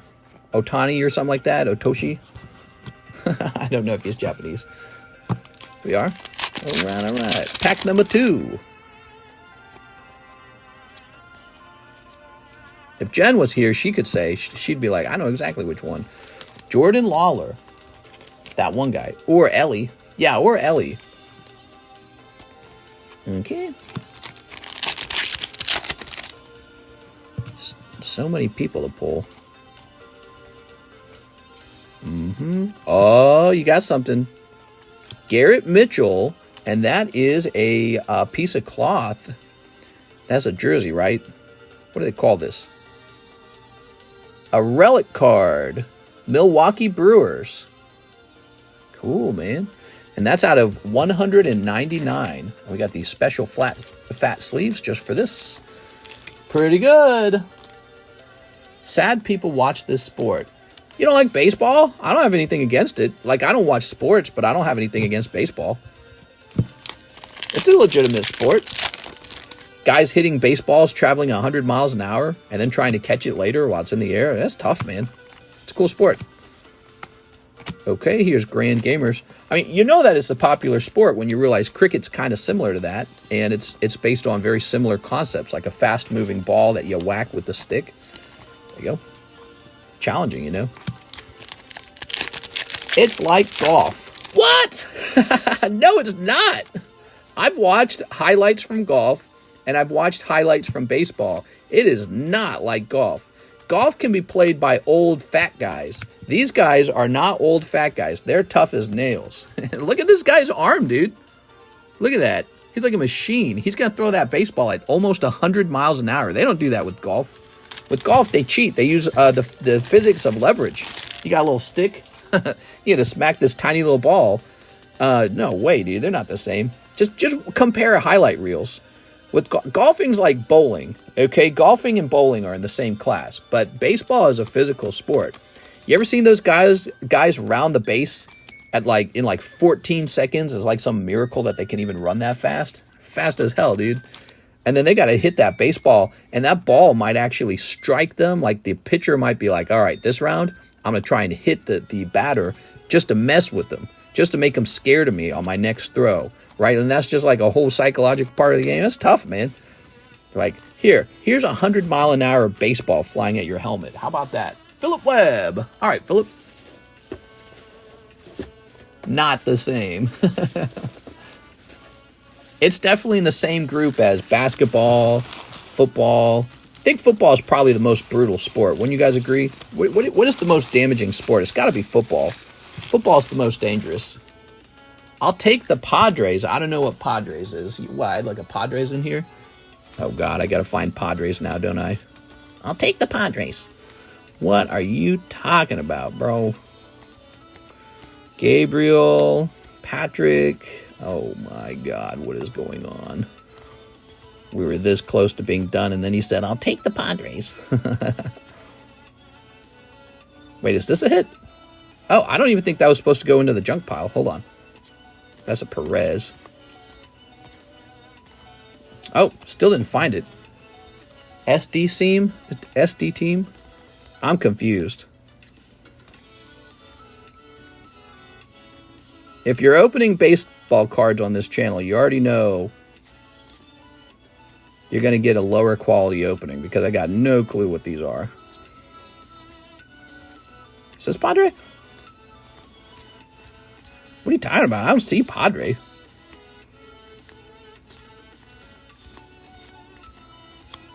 He's messing with me. There's no Padre.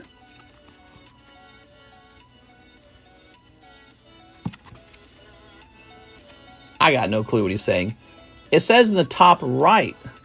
Top right. Oh, it's a whole team?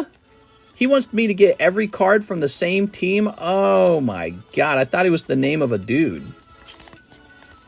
Oh my god, bro. What, you like pay for this or something? You think you just get nice cards because you paid for the cards? Come on, bro. Yellow SD? I don't know what yellow SD means. You could say yellow SD. I don't know what a yellow SD is, STD or something. Yellow SD.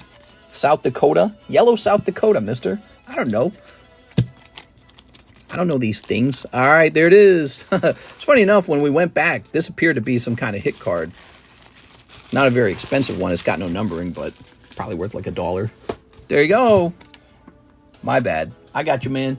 Next up, Joseph Jones, spot on the Trico. Oops, that means it's time to take a look at a different list at this point. Joseph Jones. Good luck in there. Appreciate it. No problem, man. Well, I appreciate you sending in the orders. It doesn't bother me at all. I was just being a goof to you. 1, 2. I like being a drama queen sometimes. Kind of my job, actually. 2 of these. 2 out of 7. All right, now let's go over here. We've got Eric Rodriguez, 1 Japanese Raging Surf, and 2 of the Holo Shuffles for Eric Rodriguez. Speaking of which, I need to take this back. So this is mine now. Okay. And so what I get this guy for? I got him for $10. Guess what? He's going right back in the Holo Shuffle, but this time he's going in. Instead of going in for $25, he's going in for $15. That's a deal for you guys because he's worth, I believe, $25. All right. He going back in, though. Number 80 mag. Graded 9. Any more boxes? Yeah, we got a ton of them, actually. I bought a bunch of them. Thinking they were going to sell fast, and they didn't. All right. Eric Rodriguez, 2 Holo Shuffles. Let's get you 2 Holo Shuffles, Mr. Eric. 1, 2, 3. Okay. 1, 2.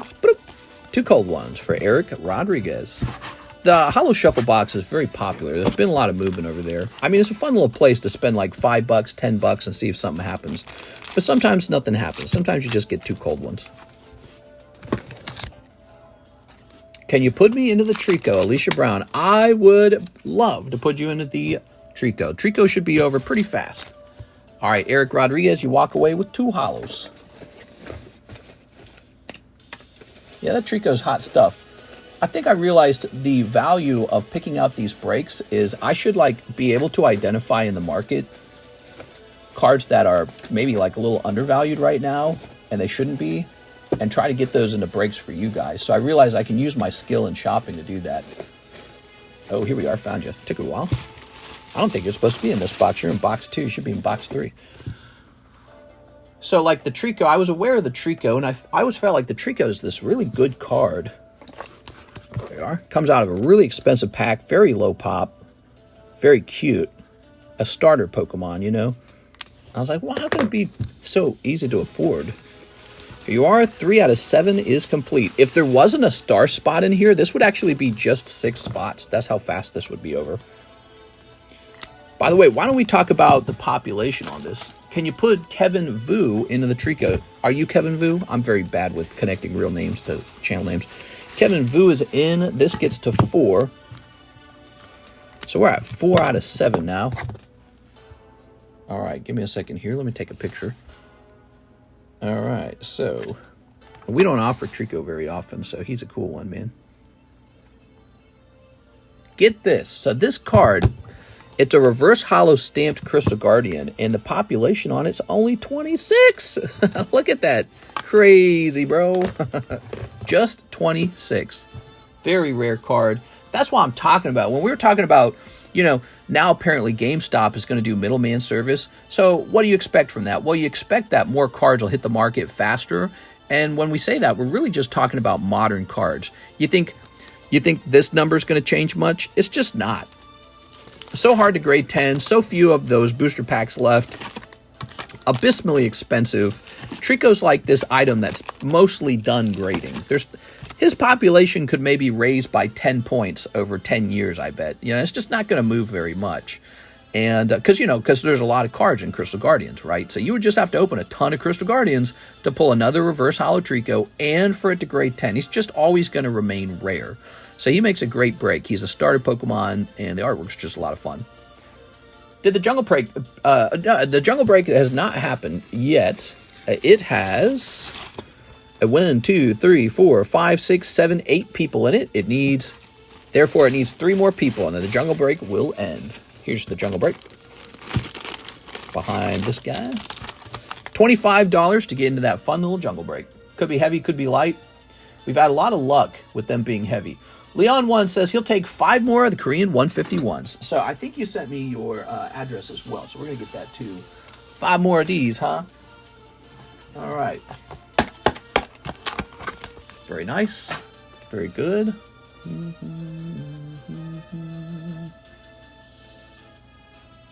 Okay. Let's grab this guy right here. That is a Korean 151 box. They're known for being cheaper than English and cheaper than Japanese packs. So people like to open these. Okay. They offer the same reverse holo Master Ball cards as the Japanese cards. They're printed in high quality. That's why they're so popular. I think I'm almost sold out of them, actually. I got a few slabs to ship as well. All right, are you ready? Here goes. Ready? Snipping this. And Mr. Leon, what do we got? Here's Blasted Boy. Ooh. Very lovely. Here's Staryu, and we've got Caterpie, Ivysaur, and finally, Kangaskhan. What? So nice. Look at that Kangaskhan.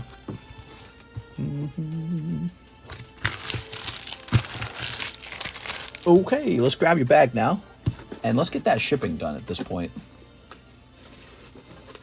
Yeah, Leon, if you want to go any deeper tonight, totally allowed to. You can add as much as you want to this bag. Some people, they ship out and they realize, hey, maybe tonight I'll get myself a couple extra things. Notice that. It's funny enough, when somebody orders shipping, it's almost like that's the night they're most likely going to buy a couple things. Because they realize their stuff's on the way. They go, hey, can you put the Trico in my bag? Put the Pokemons in the bag. Love that Ivysaur. He's a nice card. All right, let me just turn toward my computer for a moment. Hey, mister, it's Leon. Here's my address. All right, thank you for that.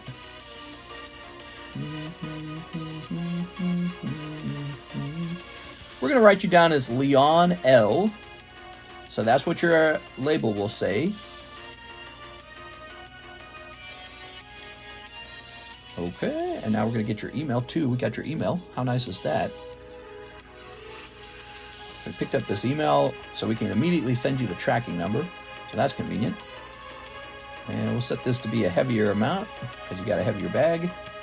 And print.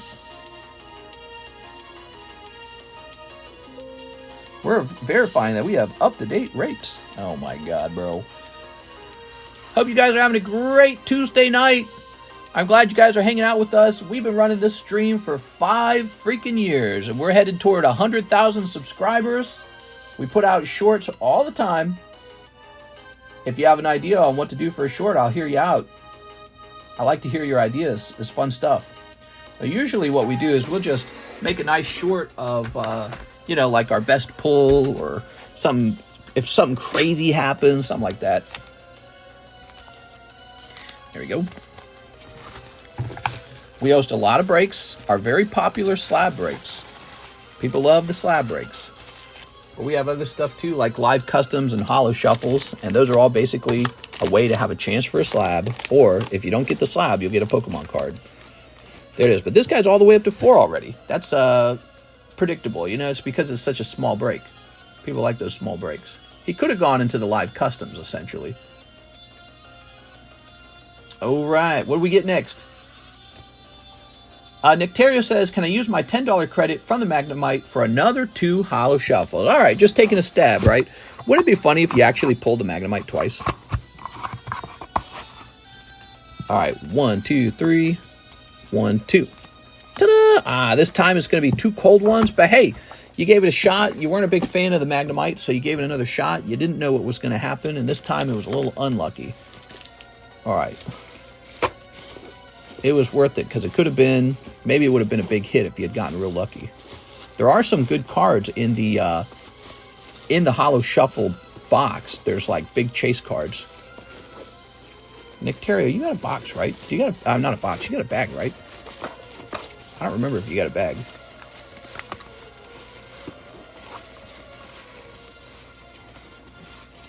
Do I need to make you a new bag? I don't even remember you, to be honest. I remember your name easily. Here you are. But I don't remember if you had a bag. Look at that Jirachi, though, man. That's a cute Jirachi. No bag. I don't need the holos. It's okay. Thanks, man. Appreciate it.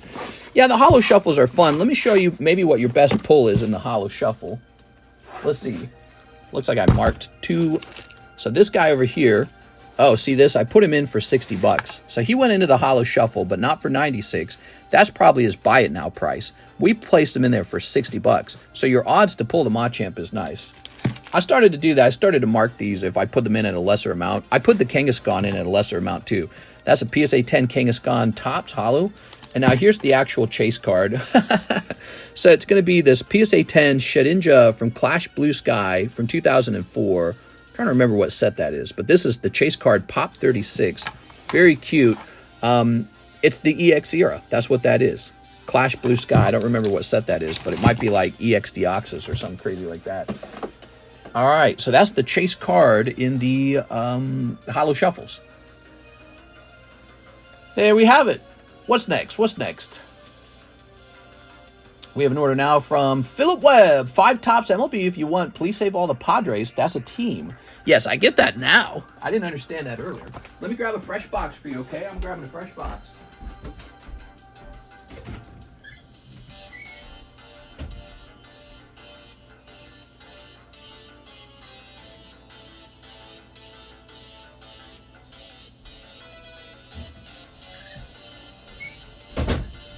My cat comes running when she hears that door open because she thinks she got to sneak into the room. It's so funny. I just ordered 72 Holo Shuffles. Did you really? That makes no sense. Do you want me to pull them in a row? Or do you want me to shuffle a couple times? That's a lot of shuffles. I mean, you're basically just buying cheap slabs from me at that point. You're just buying cheap slabs. If you're lucky, your row of 70... Oh, he's saying he's joking. Okay. If you really did that, where's the bonus pack? Is there no bonus pack in this one? Where's the bonus pack? That's my favorite part. There's no bonus pack in this one. Are they supposed to come with that?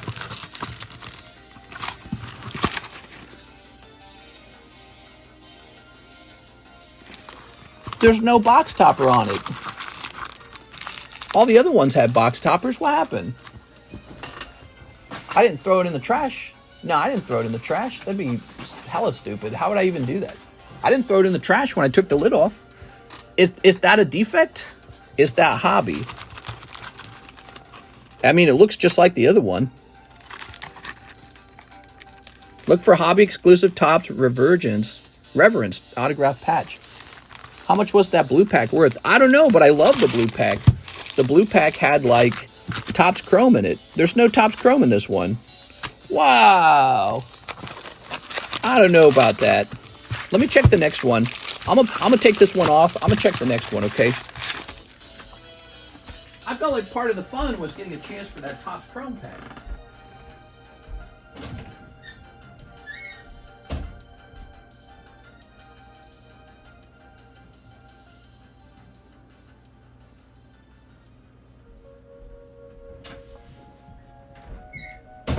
Okay, I can literally feel the bonus pack in this box.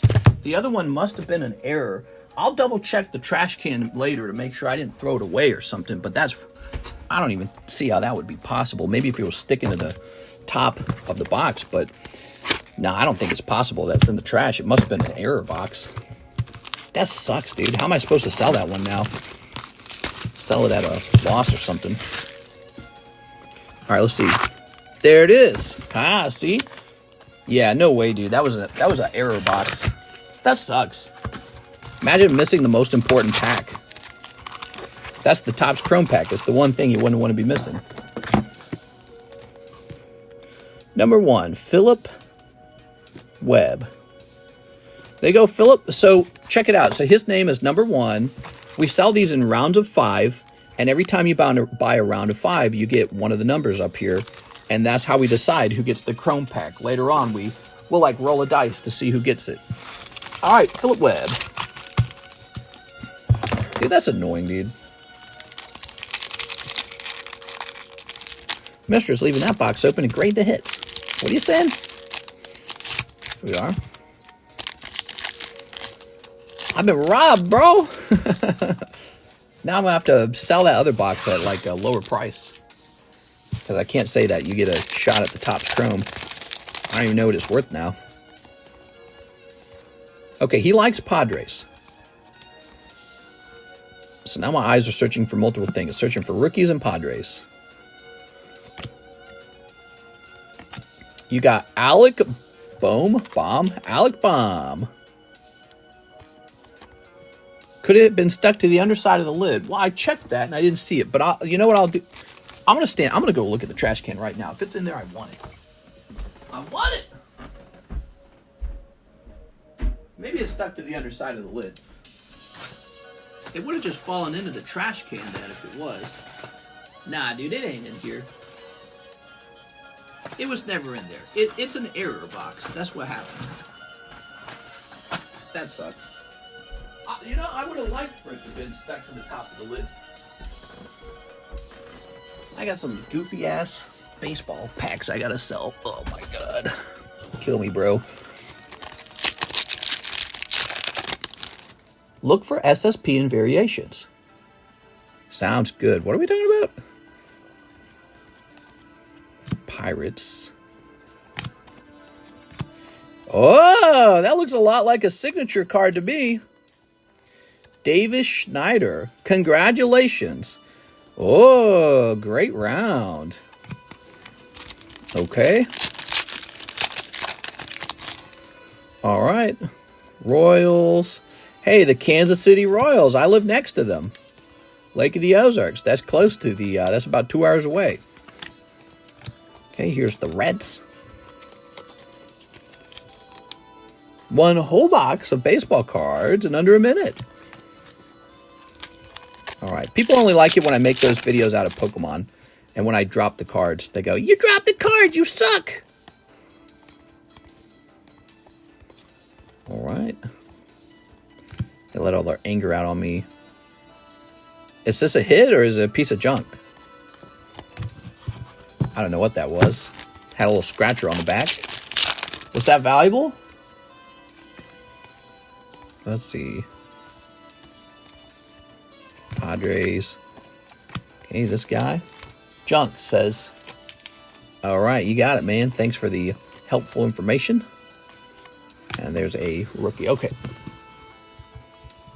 I like it when you do one whole box a minute and you only make it through 1/3 of the box. Is it more fun when I make it through the whole box? I feel like if I try to go through the whole box in under a minute, you almost don't see anything. It's just a blur. And when I do 1/3 of the box, sometimes I open a whole box for these videos, and I happen to get a box where we managed to open all the important cards in the first third. So then I upload that one instead. I go, okay, we're uploading that one because we actually pulled a hit. Okay. Okay. There we go. Very good. All done. Philip Webb. It was the home run guess redemption. I have no clue what that is. Just edit the videos to only show hit packs. Do you think people would like that? I mean, if you don't actually see them officially getting pulled, and let's say I pulled something good, everyone's just going to say that I edited the hits in. There's Pikachu, Monkey D. Luffy, Terrapagos, Jiggly Stuff, and Galvantula. Ooh. Joey Albrecht, 2 spots in the Trico. Yo, that's a lot of spots. He said, I'm going to try to double down.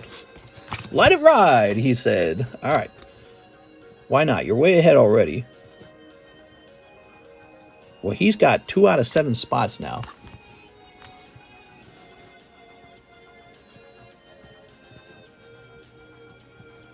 Okay. How much for your TCCG? 151 Charizard. You know, I probably should just not sell it. That's how I feel about it. Probably just don't sell that one. Okay, so this should bring us up to 6 out of 7.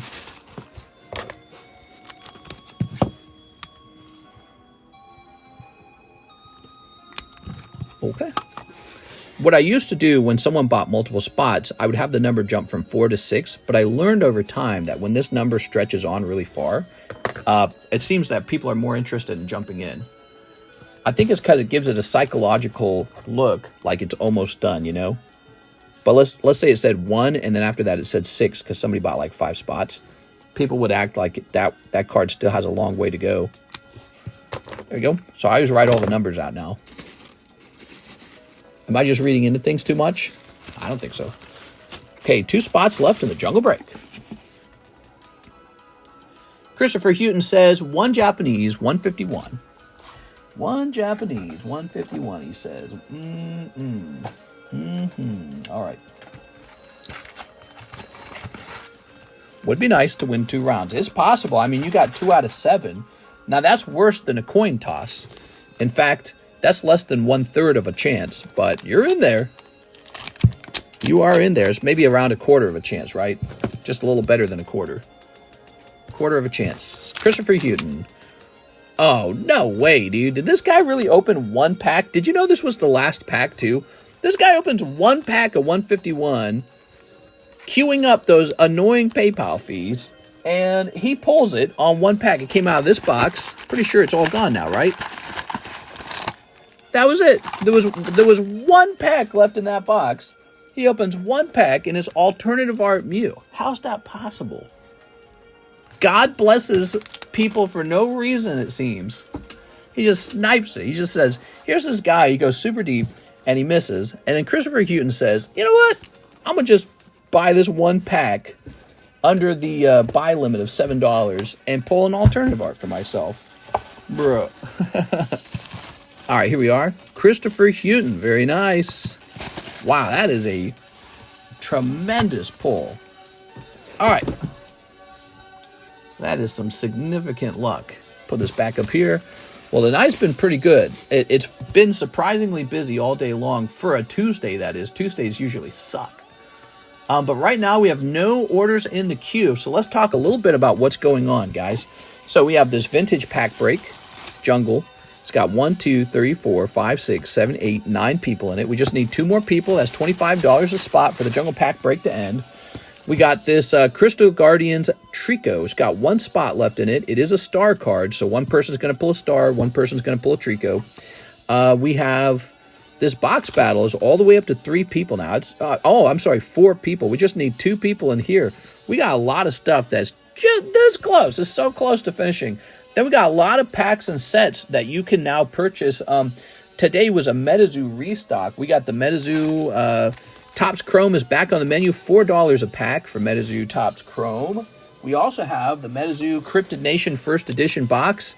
So this is like their base set First Edition. And it's $9 a pack. It's a little pricier. But yeah, $9 on that and $4 on that. Cool stuff, right? So that just got restocked today, literally. Widowy. And people have been going a little ham on them. Let me go ahead and put a price tag on this. Just sent an order. Law. Nice. There we go.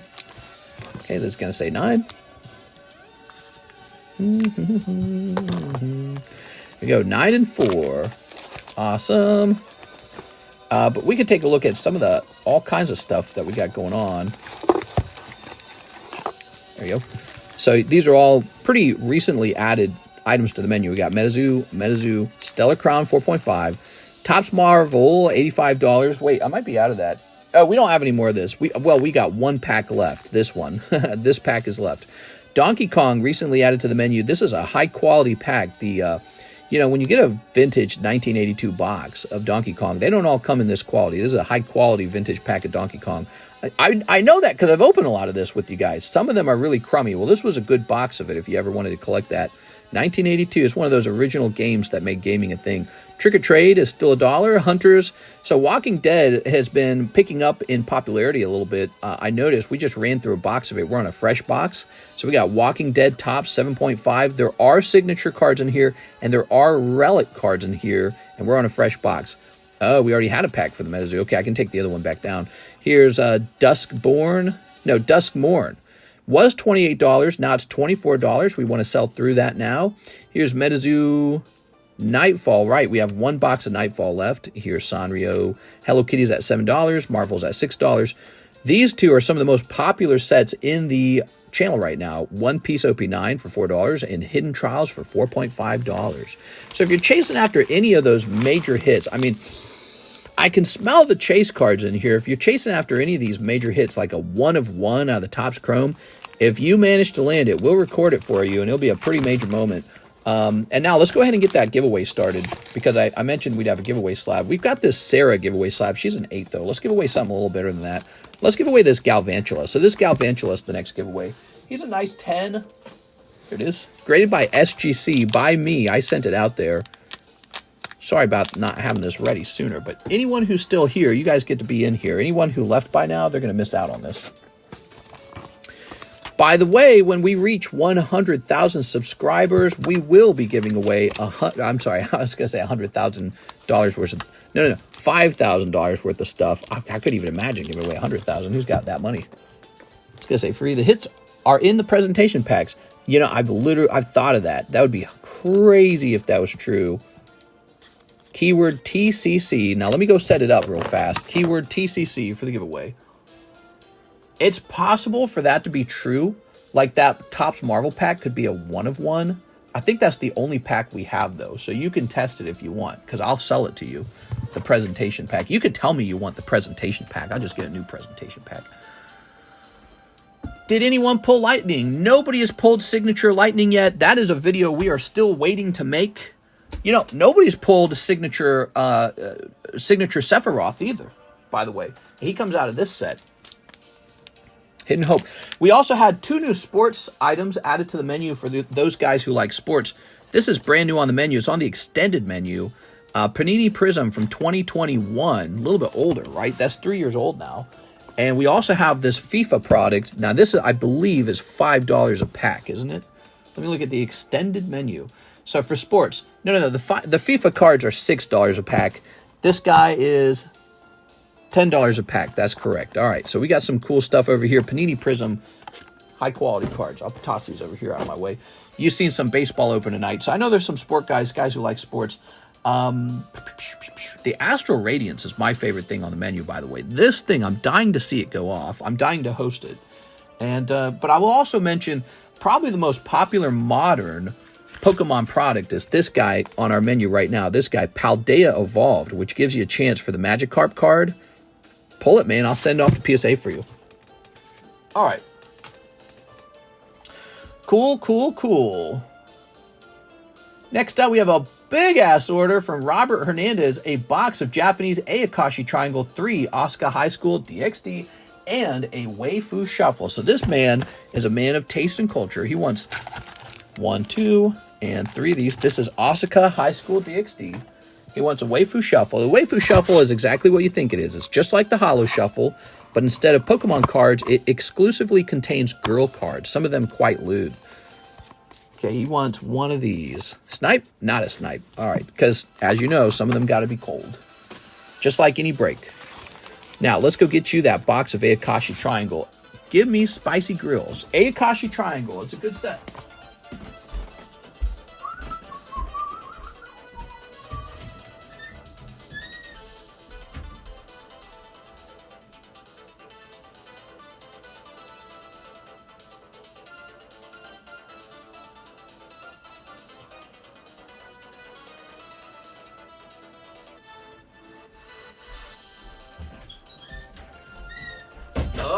I completely forgot about this. This other thing came in the mail today after the lunchtime stream.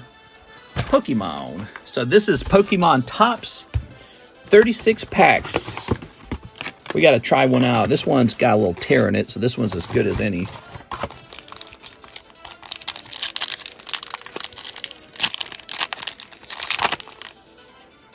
Oh, that's not English.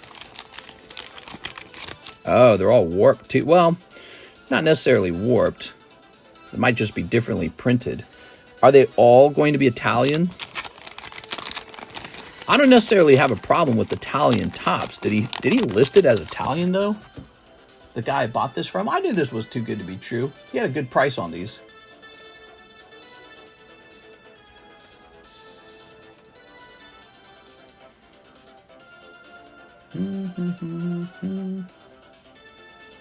Oh, he says ITA.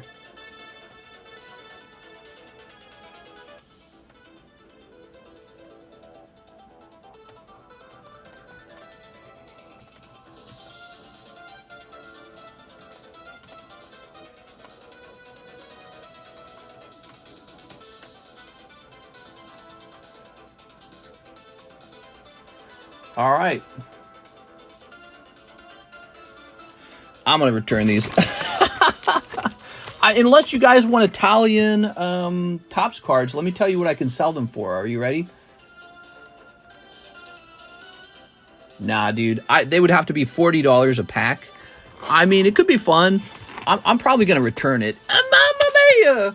I'm going to return it.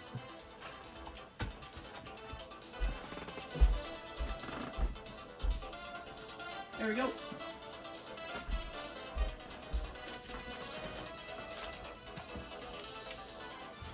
They felt funny. The moment I picked them up, I'm like, these don't feel right. So I thought maybe they were fake, but then I opened them and I'm like, oh, they're not fake. They're real. They're authentic. It's just that they're Italian. We could sell Italian packs. I don't mind.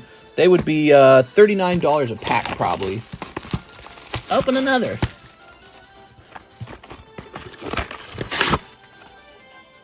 No, it has to be 38. Has to be, or I'm not 38. It has to be 40. Okay, there's your card there.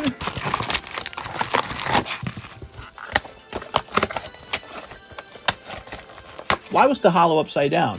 They're just printed differently. That kind of stuff happens in card sets all the time. Yeah, it was. I could tell it was. It's authentic. It's just that it's Italian. We've sold an Italian Gengar before. I've sold an Italian Tops Gengar before. So yeah, they printed these cards in other languages. I did not realize his cards were Italian. He put ITA at the end of the title. I didn't realize ITA meant Italian. I didn't put two and two together. There was no other clues. Maybe I should have read the description more carefully. I didn't read the description probably. Nah, I shop. Even if you wanted to return them, you'd lose money for trying to return a box with the... Well, the box itself was already open. That was how I bought it. So that's not a problem. But I opened one of the packs. I'd probably tell him I don't need... I'd tell him keep $40 for the open pack. There are. All right. Cute girls. That card's probably gradable. The one where she's got the little scroll between her bosoms. Okay, I thought the box was sealed. No, it was an unsealed box already. It was just 36 loose packs. I did not realize they were Italian. That is a problem. He's going to be mad, but it's like, bro, next time say Italian in your title. You can't just be saying ITA. It's not enough, dude. You got to assume you got dumb guys like me buying your cards. ITA. There we go. You just write Italian. Why would you say ITA? Dumb, dude. It's like, Jesus, man. All right. Here we are. I would say you open, you keep. Well, it's not an open box, though. I mean, it's not a box that I opened. It was already an open box. There we go. He gotta be disappointed. He gotta be like, dang it. ITA's not enough. It's not enough. All right, what we got? He put it at the very end of his title, too. ITA. All right, here we are. Ooh. Very nice. His title should have said Italian Tops Pokemon. That's what he should have said. I'd have never bought it otherwise.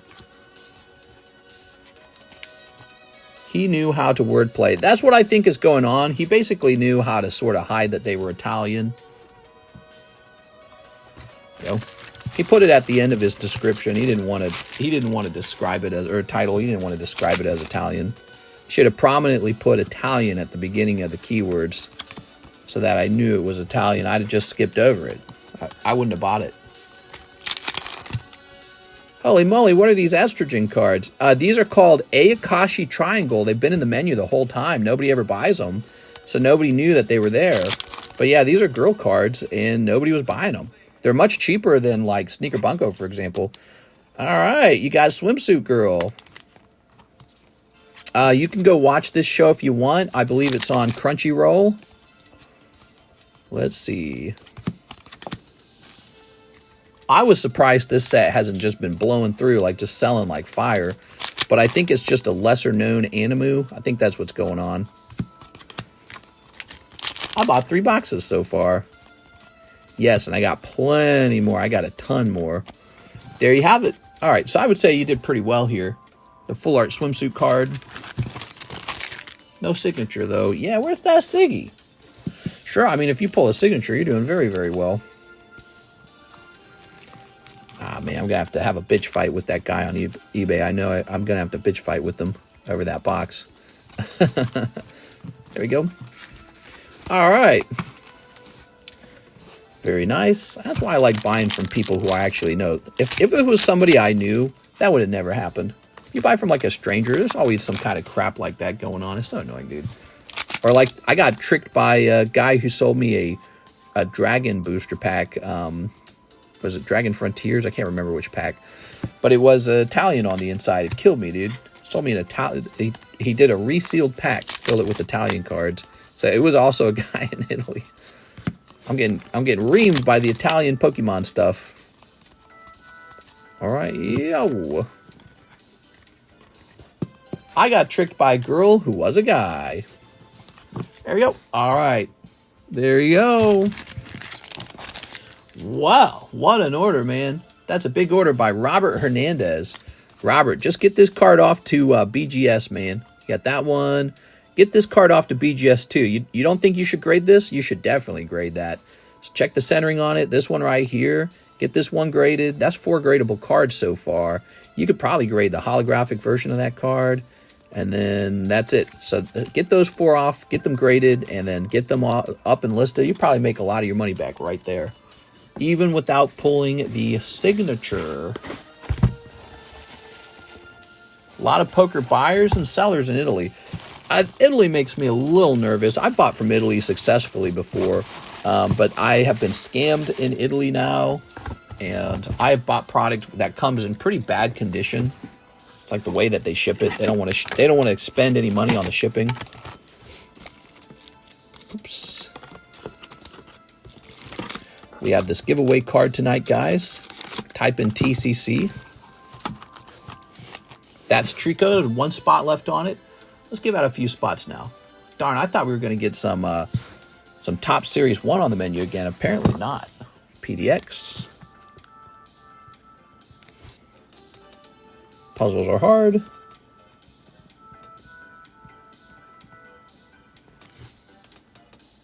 Two.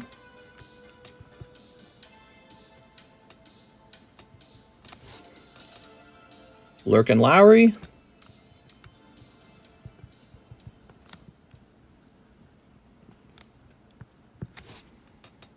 Okay.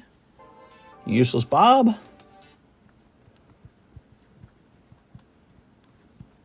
Very good. All right. Let's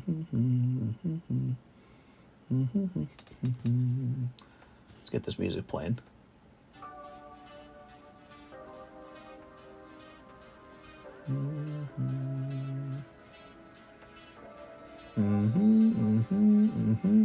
Click. Next up, we got Jack Gray, 3 Walking Dead, 1 Holo Shuffle. You got it. 3 Walking Dead, 1 Holo Shuffle. A 1, 2, 3. A 1, You got one Wigglytuff. How cute. Okay. 1, 2, 3. I'm always worried of the Chinese eBay sellers. In the past, there were no Chinese sellers for like slabs. Now there are. And so they've really gotten into the hobby, I think, and they're starting to sell them. If the eBay listing says no returns, what then? You just completely ignore that. You 100% ignore that. If they don't agree to a return for a legitimate complaint, then you just, you open up a dispute with eBay. That's really bad for their account if they lose that dispute. They do not want to lose that dispute. eBay does not treat that well. You'll lose your seller status if you have too many problems like that.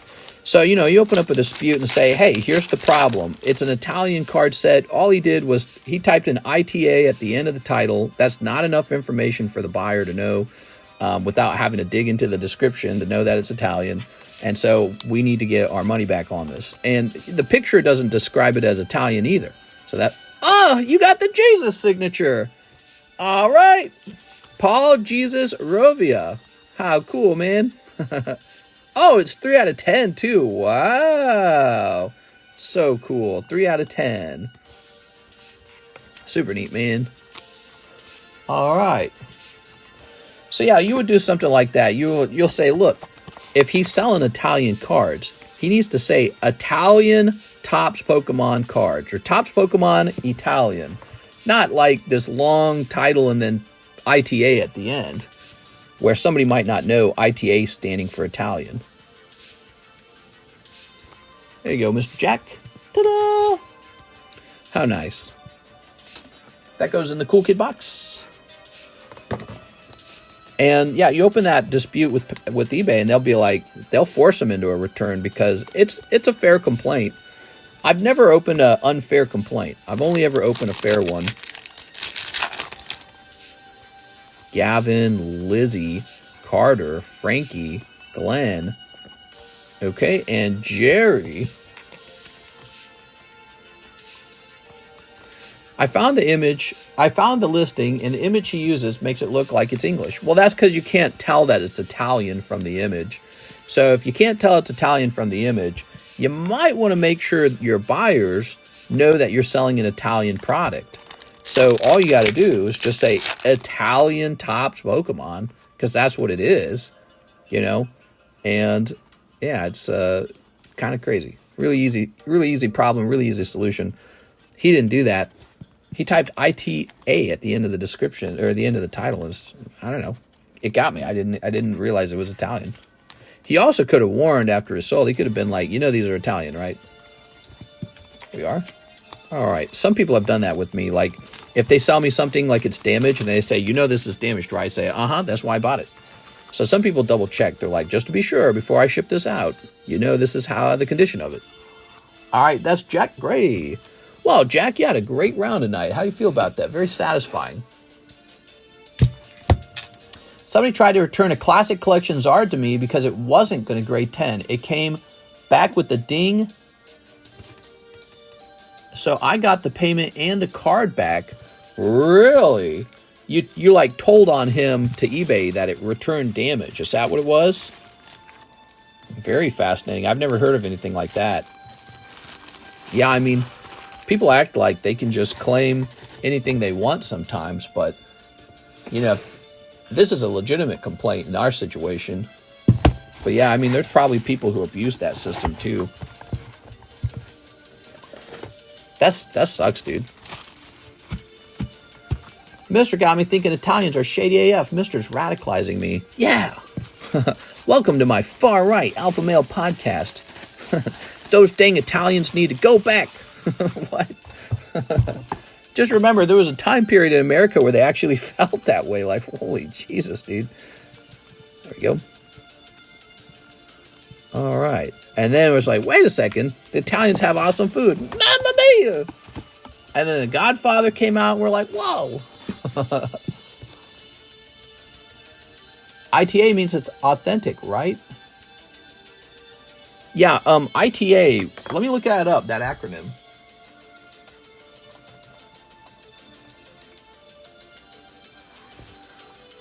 It has a lot of meanings.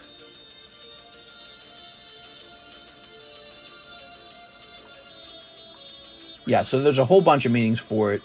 Not just Italian. But also, he put it in all caps. All right. So who we got next? Philip Webb. Last 2 spots in the Astral break. Oh, this episode brought to you by Philip Webb. Who you calling them? I'm from Jersey. I'm surrounded by them. Well, there you go. Those dang Italians always beating up the Goombas. It's not right. What did Bowser do other than steal a woman from her castle? He's innocent. All right, the box battle is going off, everybody. Oh, yeah. Box battle time. This is what I've been waiting for. ITA, I totally agree. Yeah, so ITA can mean a lot of different things.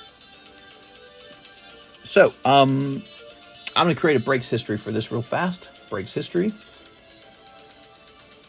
Number 2, it's going to say Astral Radiance box battle. Okay, so the Astral Radiance box battle is going off. Hunter Tipton, James Wright, Anthony Kalura, James Gower, Philip Webb. So in order to do this, we got to have TCG Player open. Open up your TCG Player if you want to be a judge. We're looking at the price guide, and we want Astral Radiance, right? So let's see. Astral Radiance. Where is that? That's somewhere over here. Astral Radiance. I got Astral Radiance queued up.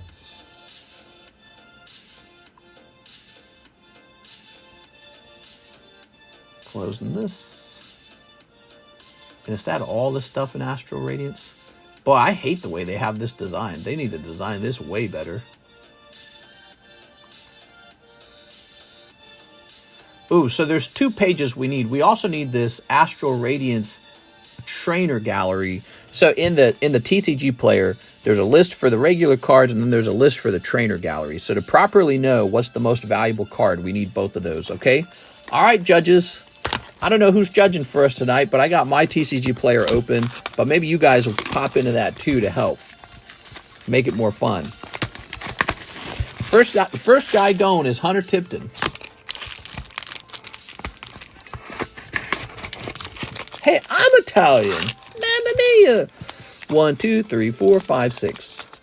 Okay. Ta-da. Are you ready? Snipping this. Snipping this.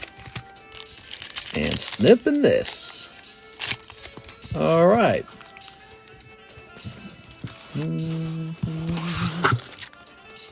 Throwing that away. Mr. Hunter Tipton. Ready? We've got Ursaring Regigigas.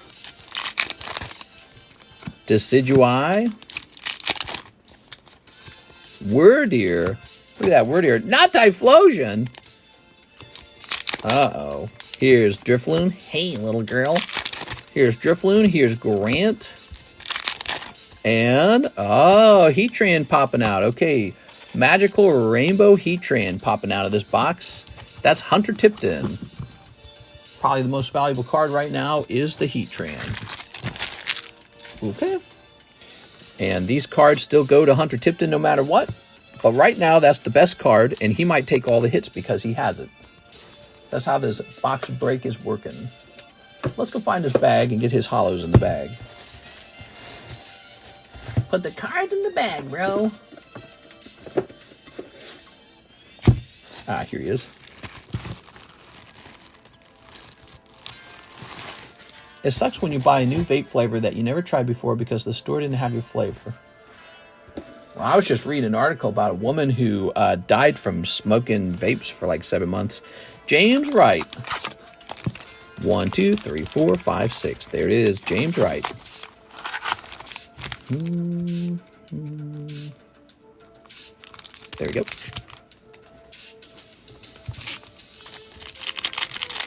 Mr. James. Snipping up this. And snipping up this. Very good.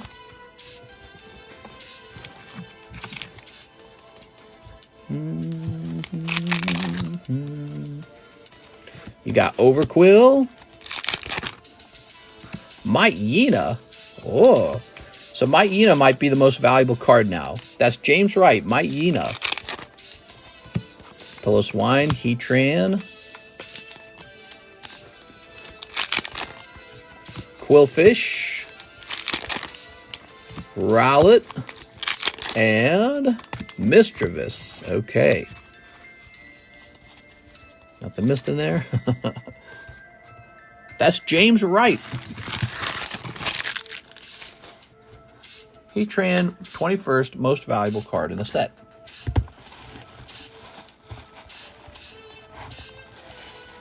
Oh, the 21st most valuable. He's saying it's not that valuable. James Wright. Did he start a new... I remember he shipped, so I think we're getting him a new bag. James Wright. Heatran on top. Yeah, Heatran going to the moon. Who doesn't like Heatran? He's so well designed. He's like as good as the Pokemon from the beginning. There you go.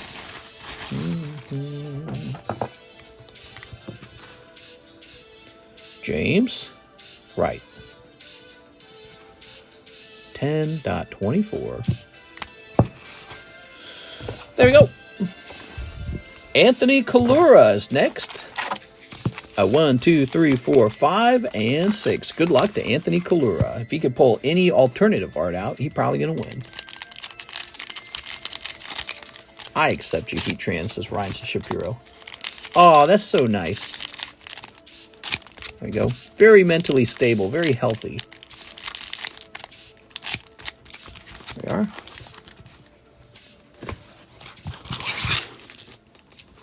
All right, here goes.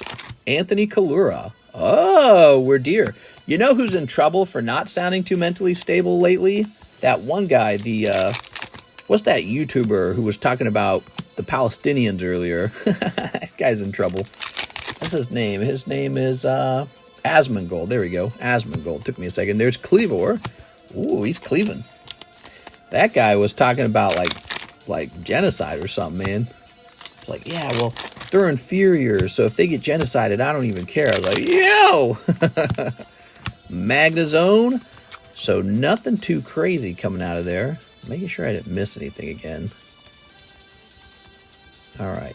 That one pack surprised me by having double holos. I want to see Trainer Gallery Starmie.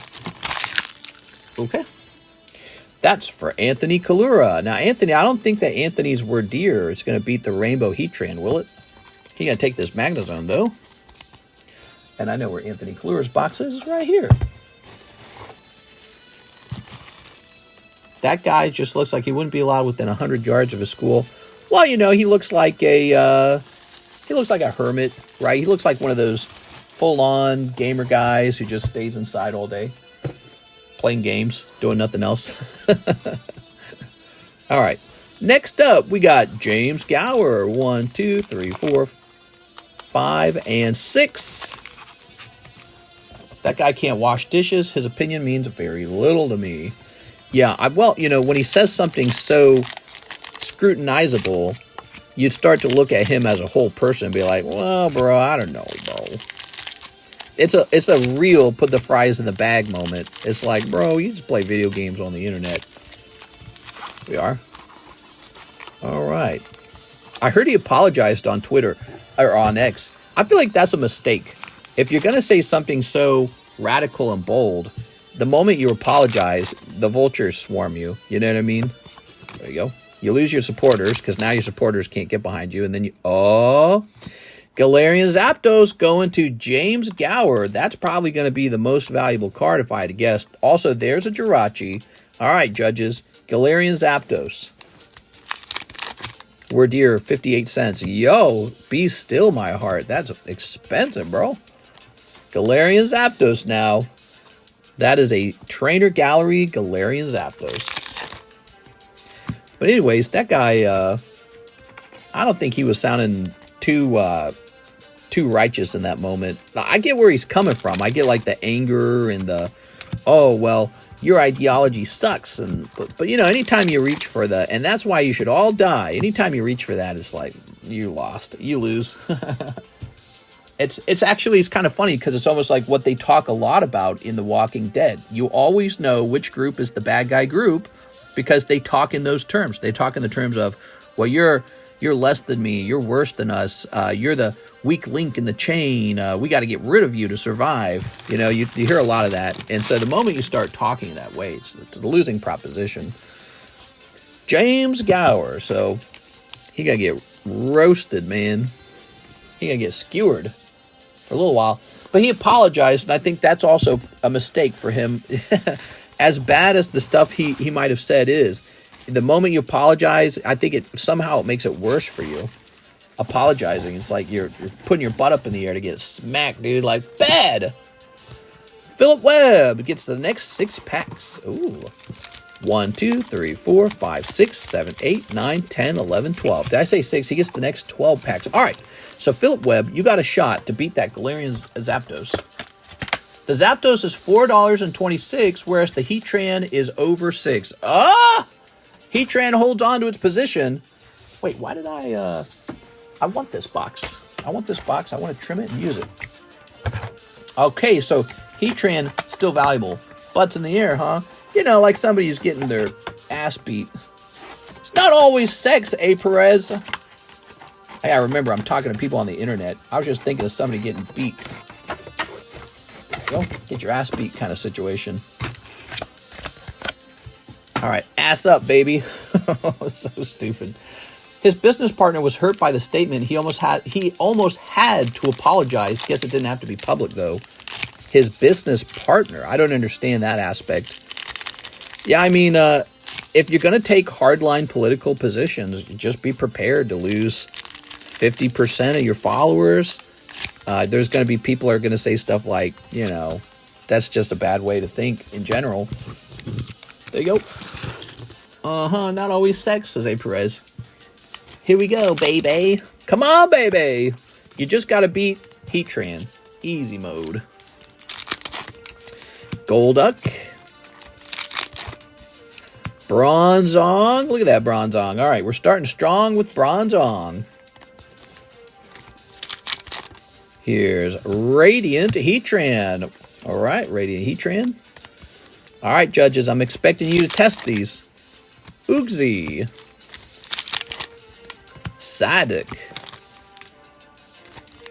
Oh, and that's it for the first half of your round. Let's go cut the other 6 packs.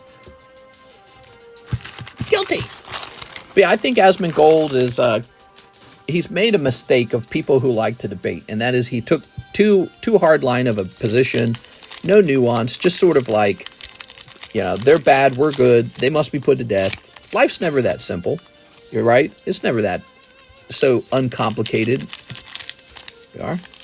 I think what he could have done is he could have spoken more about the eternal, never-ending, you know, us versus them battle in politics that you see rooted in pretty much all of the Abrahamic religions. You know, it's like convert, you better convert or you're going to hell.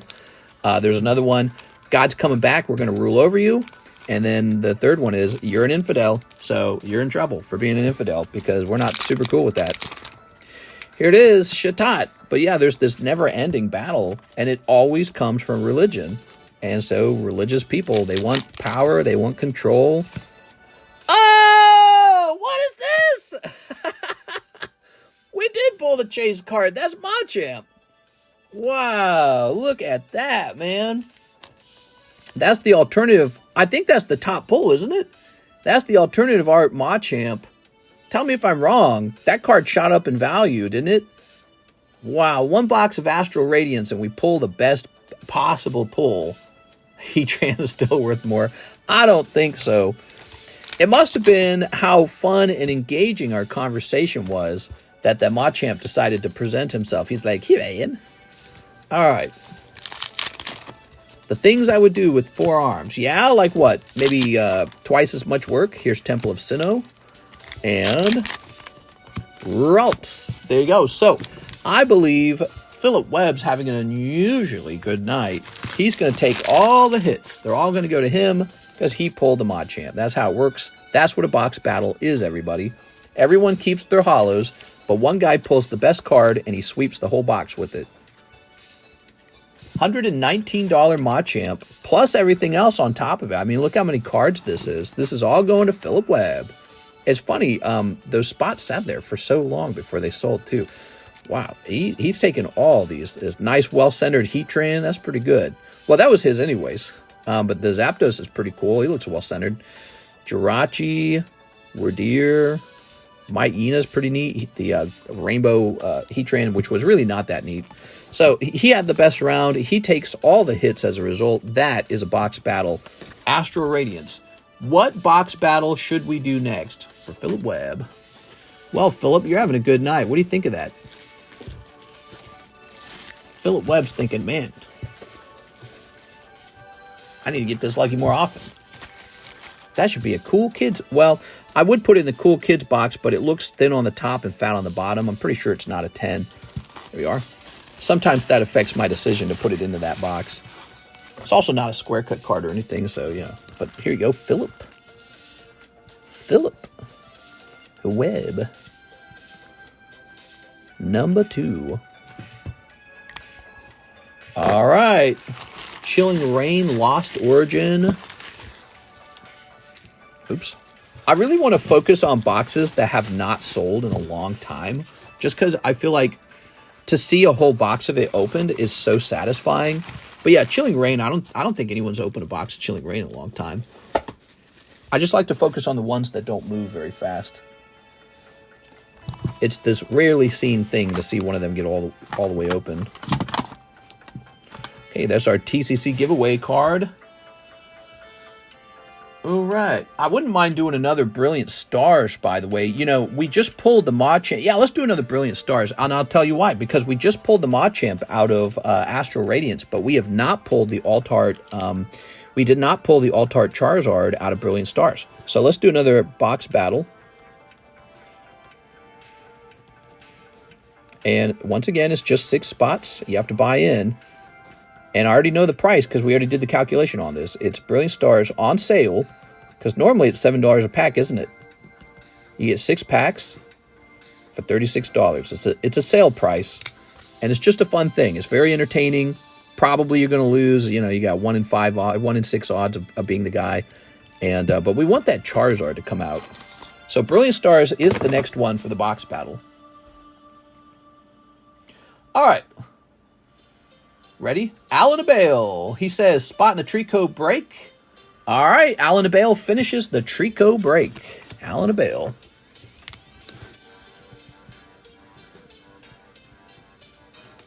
Very good. And this time, we got to count those packs super carefully because I don't want to do that twice. Embarrassing to miscount the packs. 1, 2, 3, 4, 5, 6, 7. All 7 spots are in. That was a nice short break, huh? 1, 2, 3, 4, 5, 6, 7. Look at me, I'm like a baby about it now. Jesus. There you go. Okay. Ta-da!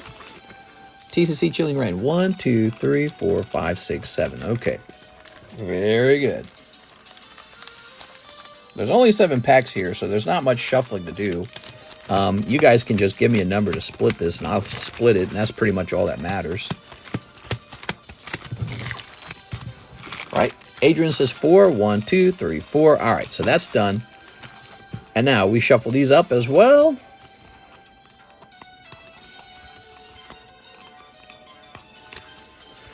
One, two, 1, 2, 1, 2. Okay. 1, 2, 1, 2, 1, 2. All right, give me another number.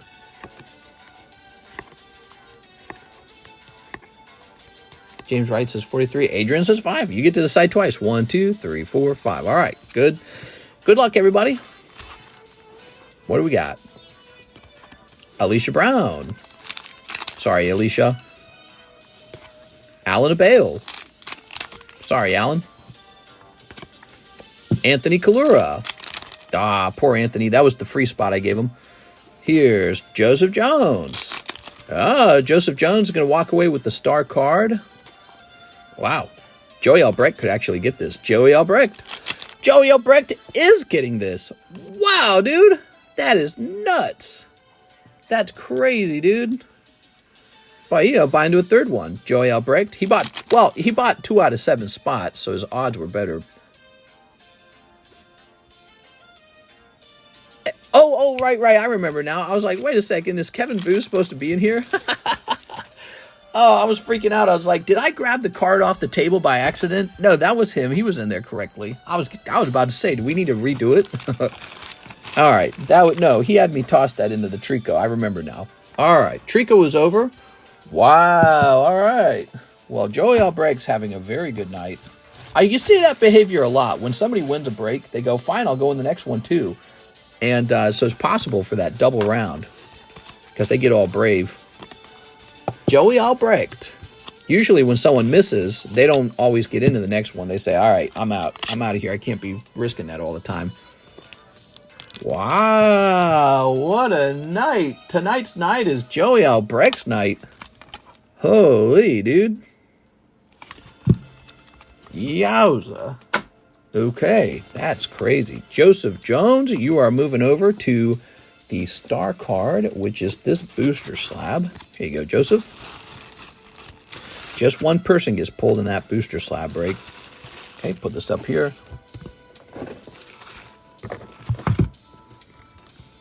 That ticks up to 18 out of 25. This is the pack break to look at because there's only 7 spots left. That's going to finish. All right, let's fill these up. I told you to just put it in my bag, lol. Wow, dude.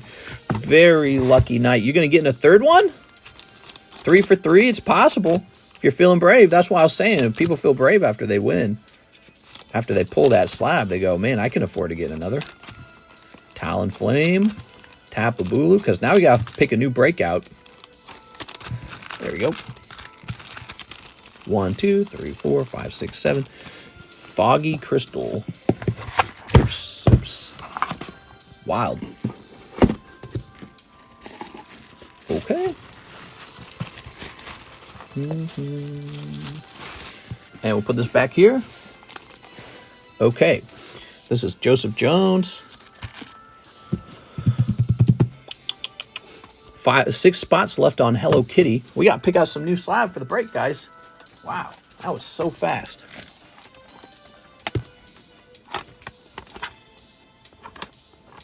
That's pretty cool. Pretty Rock could be cool. Gengar Mimikyu. Let me look into this card real fast. Gengar Mimikyu break, huh?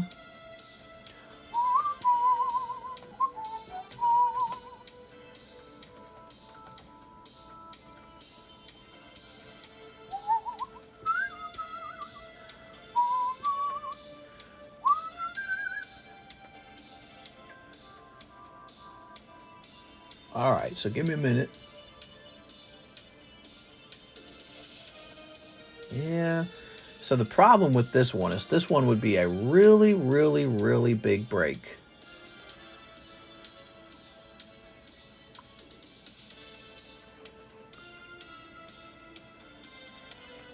All right, let's see.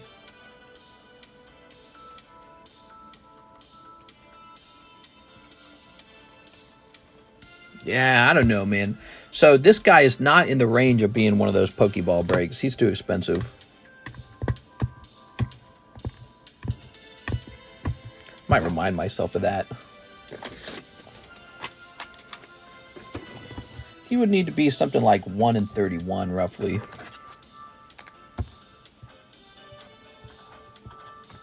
Okay. For me to want to host a break on something like that. That's a big one. That's kind of like the rare candy break. So he's too expensive. He would have to be like a rare candy break. Pull out the Gen 1 stuff. Gen 1. Breaks on Gen 1. Does anyone even like Gen 1? That's an honest question. Okay. I actually have 2 more Tricos. We could do another round of Trico.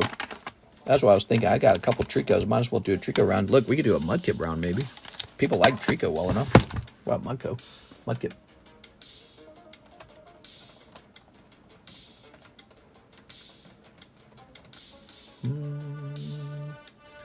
How many spots would it have been? Mudkip's quite a bit more expensive than the Trico, though, so Mudkip would take longer. Let's see. So with the Gengar Mimikyu, probably would have been like 1 in 32 spots. All right, I'm looking for something cute, affordable. This guy's still a solid possibility. This guy, Rocket Zapdos. I don't think people would go crazy on Rocket Zapdos, though. Actually, if you give me a minute, I want to stand up and check my boxes over behind me, because I think I put some stuff in them that should have been available for the breaks. So if you'll give me a moment, let me put these away. Do a poll. Yeah, the polls take a long time, and what I've learned is that what you guys choose in the poll isn't necessarily the fastest moving break. Like, I chose the Trico myself, and it moved very fast. I don't think you guys would have chosen Trico. So I think it's audience members voting, audience that don't even buy.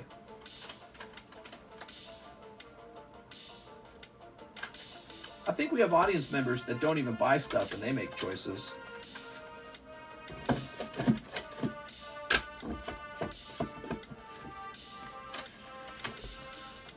Okay, give me a second. I brought some stuff over. I'm going to do a little research real fast on it without revealing it because I don't want to spoil it.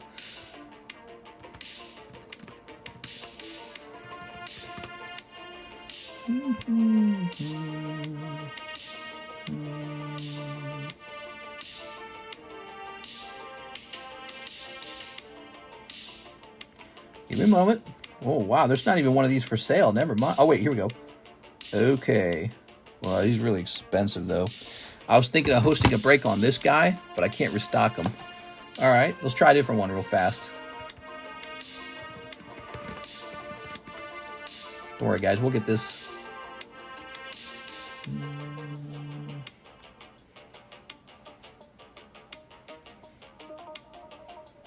Okay. We could probably do this one. This one would be an expensive one, though.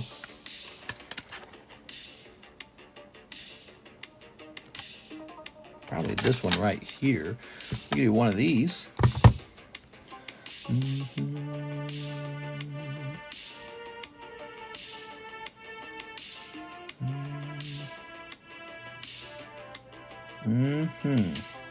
A second.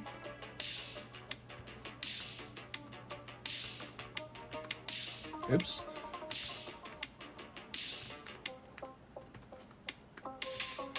Okay.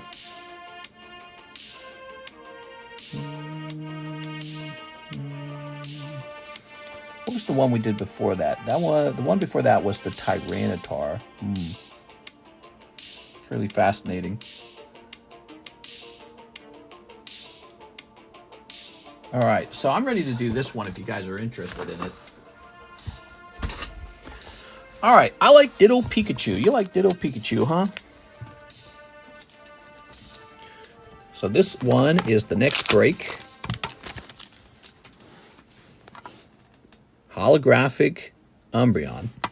Yeah, the Ditto Pikachu is really a very cool one. But unfortunately, I couldn't find it in a replaceable way. You know, like in a way where I felt like I wanted to replace it. But this one is in a replaceable way. Okay. I think we'll make this one no star card. So there's no star for this one. So just one pull, the Umbreon itself. And it's a 1 in 19. There it is. Umbreon 1 in 19. He's definitely pricier. Definitely on the pricier side. Umbreon sometimes moves very shockingly fast. But it might not. We don't know. It's been a while since I've hosted one of these. For whatever reason, Umbreon's become like Charizard and Gengar. He's like on that level.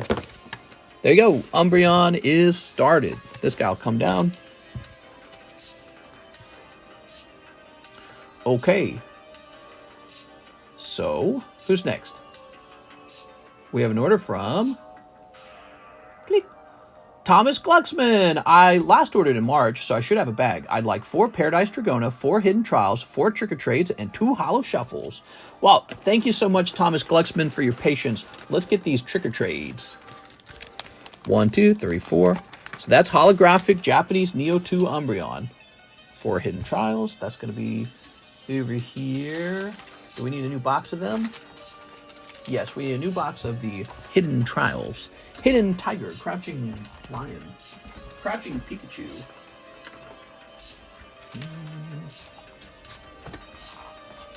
Okay. Ready? Oops, let's get this Pikachu put away. Yeah, that Delta Species Pikachu is something else, isn't he?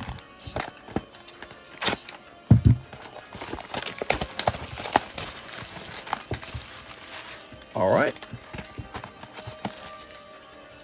Oops. Throwing that out. All right, we got, oops, go this way. We got 1, 2, 3, 4. 4 of these. 2 Holo Shuffles, 4 Paradise Dragona. You got it. 1, 2, 3, 4. There you go. All right, Thomas Glucksman. Ready?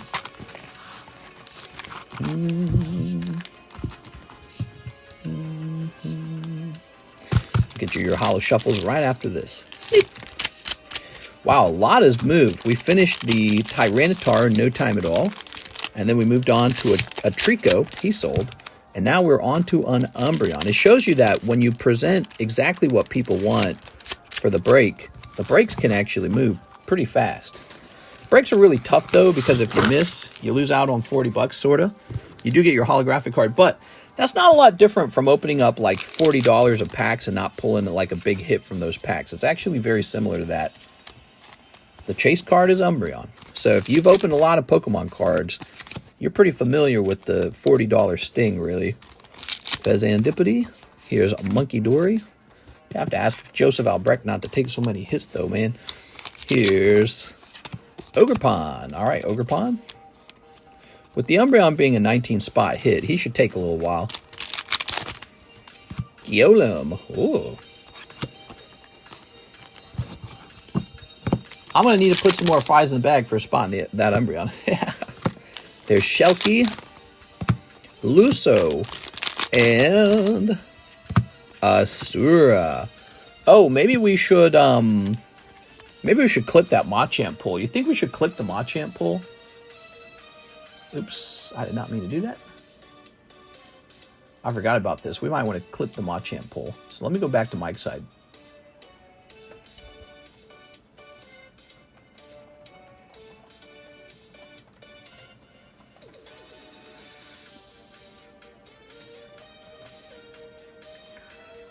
.42.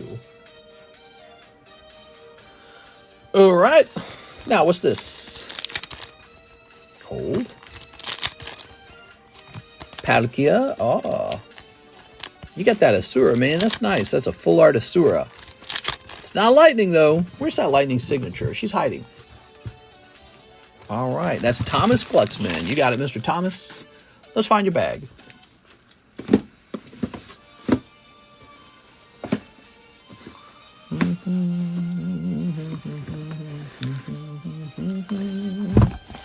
Okay, let's see. Theo, Thomas Glucksman. Says 424 on your bag, so be sure to ship just before 424, okay? All right. Oops. Okay. Oh, 2 Holo Shuffles. 2 Holo Shuffles. Thomas Glucksman. You ready? I didn't forget. I almost forgot, but I did not. Wait, did we already do this? I can't remember now. No, we didn't do this, right? I was saving it for last. 1, 2, 3. 1, 2. Ta-da! All right, 2 Holos. That's my favorite Umbreon. It's a good Umbreon. All right.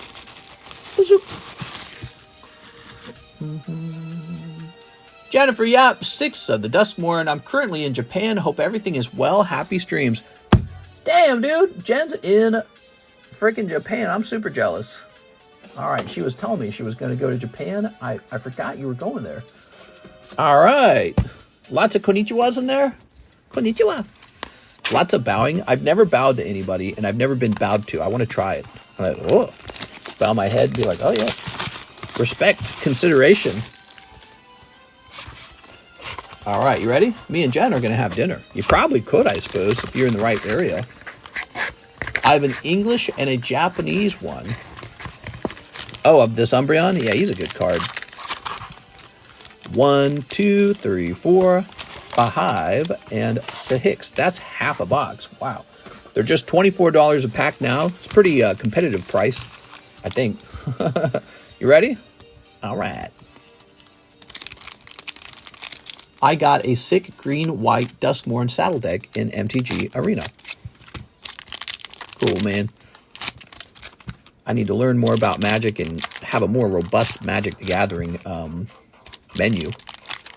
All right.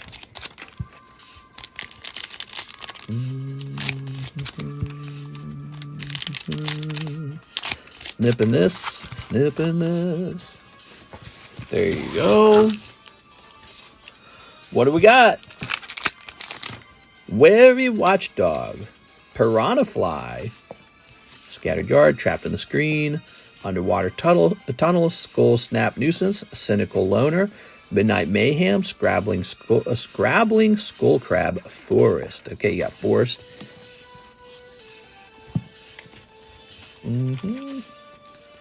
Put the fries in the bag, bro. If I'm ever ranting, just say, put the cards in the bag, bro, to me, okay? Deluge of Doom, Tyvar, Unholy Annex, and Undead Sprinter. All right, Undead Sprinter. Oh, no. From 28 Days Later. What a fun, scary movie. I was going to watch that movie, 28 Days Later, but I couldn't find it on any streaming service. I wasn't sure where to watch it. Bale Merkleach, Clammy Prowler, Found Footage, Boiler Bilge's Ripper, Malevolent Chamber, Get Out, Keys to the House, Irreverent Gremlin, Haunted Screen, and Island. I like how most of these cards are references to scary movies. Okay. Very nice, Miss Jen. Come Back Wrong. Uh-oh. See, that's like from Dead Alive or whatever it was called, right? Here's Shriekwood Devourer, Valgavoth Onslaught, Marvin, Murderous Mimic, Fear of Missing Out, and Fear of Missing Out. I want to grade some Magic cards. What do you guys think? What do you think I should grade? What do you think the most gradable Magic cards are? Abandoned Campground, Emerge, Strangled, Paranormal Analyst, Under the Skin, Fear of Infinity. When I went to school for computer science, there was a class where you actually worked with the idea of infinity a lot. There were a lot of like little problems to solve with the infinity. And that's because computers kind of deal in infinity. Like they just keep processing a number forever. Here's Enduring Curiosity. There you go. So there were all these logic equations like n plus infinity minus 1 or some stupid thing like that, right? Like infinity plus 1. Just like when you're fighting with your little siblings. I've got an infinity plus 1. That's a real thing. It's a real thing, actually. All right, here we are. Here's Fractured Realm. Ooh, I like this card, Blazemire Verge. It looks really cool. Infinity is fun because it can go two directions, infinitely small or infinitely large. I said infinitively, didn't I, the first time? Infinitely small or infinitely large. There we are. Miasma Demon. Here's a Mountain. All right. So I did win those arguments. And when it comes to infinity, getting infinitely small, it's really interesting because it actually helps you. Oh, here we go. I got a message from the guy who sold me the Italian cards. He's going to disagree, and I'm going to have to turn into a Karen. Let's see what he says. He's going to say, sorry, buddy. Sorry, bro. I said Ita in the... let's see what he says. I don't know. Maybe he'll be nice to me. Let's find out. He says... It's in the item details. Also says the language is Italian. What's your reason for the return? All right. Hold on.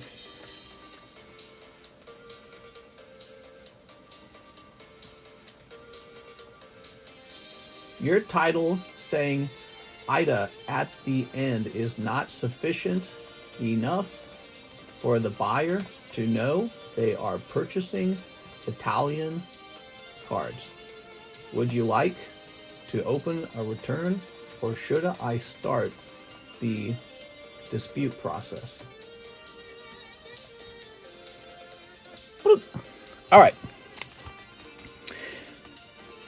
All right. Toby, Beastie Befriender, you got to be a bitch sometimes to get your return, because of course they do not want to return it. They would like it to be your problem now. Hey, those Italian cards are yours now. All right, here's Turn Inside Out, Fear the Dark, Final Vengeance, Dashing Bloodsucker, Flood Pit's Drowner, Unwilling Vessel. Here's Swamp. Someone posted the top OnlyFans earners. Number one makes $1.4 million a month. Yeah, that's crazy, dude. That's pretty crazy.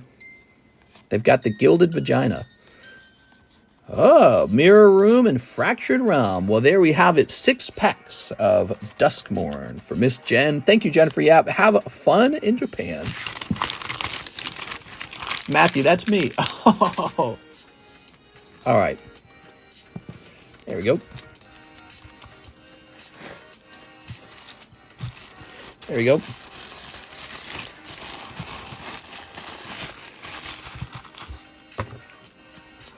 All right. So that's Jennifer Yap. Very nice.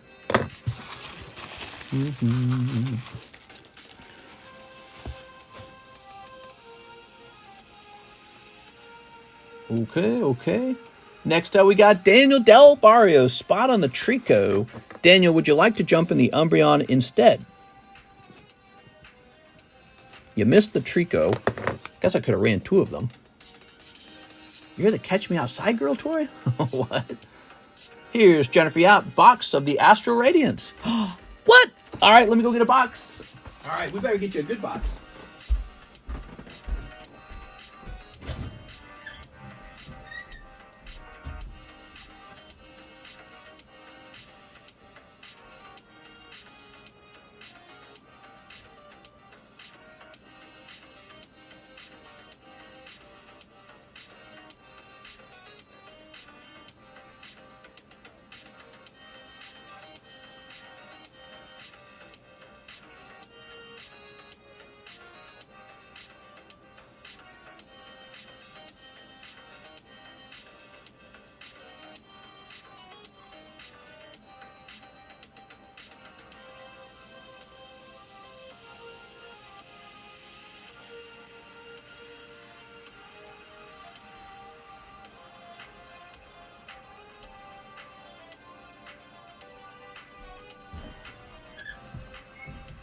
So, we don't actually have a lot of Astral Radiance.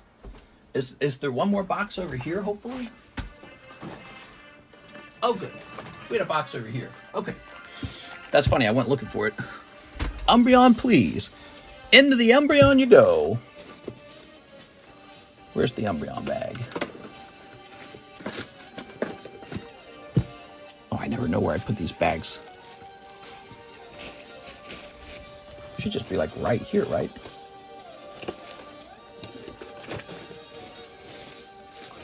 Oh, this is such a phooey, dude.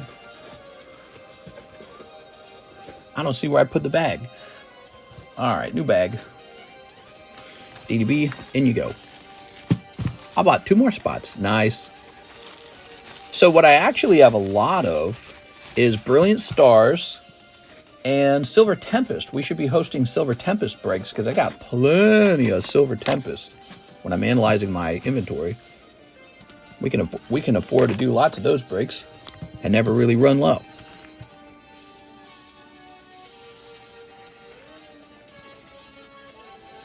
All right, there we go.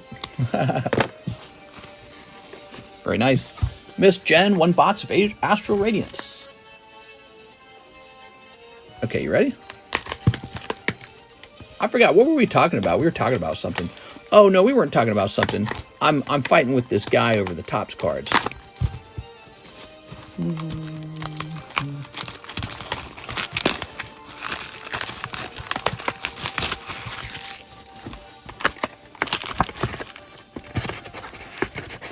All right, 1 whole box. Let's go ahead and snip this box. I never got any hits from Tempest. Tempest is it's a cool set. It's got Lugia in it. Really cool. Silver Tempest. We actually sold plenty of Silver Tempest over time. Definitely a more popular set thanks to the Lugia. Yeah, Lugia is a top Pokemon. Will you have a Rocket Break soon? Yeah, there's 2 spots left in the Jungle Break. And when those 2 spots sell out, we will have the ability to pick a new break. Like a Rocket Unlimited, for example. Or Rocket Japanese or Rocket First Edition. Yeah, we could do another Rocket Break. Rocket Break's one of my favorites. Plus, every time we do a Rocket Break, we got a chance for another no holo Dragonite. We could get a second video of that. That would be crazy. What set has the purple Charizard? Purple Charizard. I can't think of a purple Charizard. Like Barney the Dinosaur Charizard? How purple? You mean like black? Black purple? Purple Charizard. What are you talking about? All right, Miss Jen. First half of the box. We got Bisharp. Blish. Here's Orangaroo. You should do Crown Zenith break and bust open them ETBs. Oh, that'd be fun. Here's Spassy Seasoned Curry. Oh, the Spass. The Spass Melon. There's Lilligant. Here's Lucario. Hidden Face Zard is Purple Zard, best guess. He's more of a blue. Here's Kamado. It's Kamado. QR codes by chance? You got any of them free ones? You're talking about Purple Barney. Yeah, Purple Barney. Remember when Barney was dark purple and really creepy? Then they made him more of a light purple and way more cool. Machamp VMAX. Bloop. Okay, here's Ursaluna. Very nice. Magneton, Heatran. Rawr. Look at that Heatran. Obstagoon. Oh, Obstagoon. So nice. Oh, picking up Melody. She's a girl card. Here's Whiscash. Here's Petalil. Quilava. Gardenia's Vigor. And Scyther. All right, we'll put these back.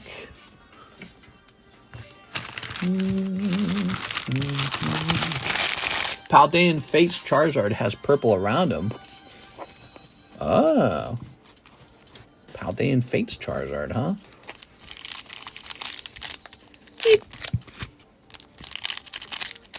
Sneep. Getting these sneeps in. This is the second half of the box. All right, sneeping it up. Here's another sneep, just for extra measure. Sneep. Here's a sneep. The creepy Barney was my friend. Here's another sneep. All right, and here's another sneep. All right, and finally, one last sneep. All right, very cool. Very neat. Throwing that away. What do we got here? We got Hoot Hoot. Look at that Hoot Hoot. Wow. Growlithe Togekiss. Swinub. Trinidos. Cramit. Pawniard, Regigigas. Lots of cool holos in here. Now, I wouldn't give up these holos because they're getting kind of old now. Registeel. Glaceon. Roxanne. Okay. Well, it's cold in my room, man. Apparently, it's supposed to get down to like freezing tonight. All right. Cleave. He's cleaving. Oh, look at that! Jen, you got Origin Form Dialga. So cool, man. What a great night. Wow, we opened 2 boxes of Astral Radiance and pulled 2 alt arts. That seems unusual. I wonder if the 3rd box could have an alternative art in it. All right, let me go ahead and give this over to Mr. Mike's side.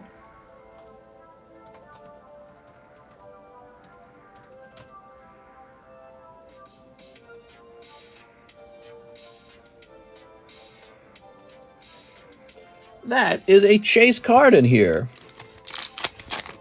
Got your Halloween decorations up? Nah. I never spend my money on that kind of stuff. We are. I should. I'm getting older, dude. I'm like 35, dude. I'm going to die anyways. I'm going to die in like 5 years probably from old age. Might as well have fun before it's all over. Here's a Beedrill. Oh, Beedrill. Oh, double turbo energy. Double turbo energy. We've got Deontay. And Wait and See Turbo. Got at least a pumpkin at the front door. Nope, no pumpkins. Just Pokemon. All right. Looks cool. Waste of time and money. Yeah, I know. Maybe that's why less people celebrate the holidays. It's like, how are you supposed to afford that and still retire? What, every holiday of every season? Every year? Got to buy a bunch of stuff. It's hard to do that unless you're pretty much wealthy and you have nothing to do with your time. Like if you're a stay-at-home housewife, you can spend your day decorating the yard or the house or whatever, but man, you're working 60 hours a week to try and make ends meet. What, are you going to spend all your money on decorations and more work and more yard work? The wife should make you do it.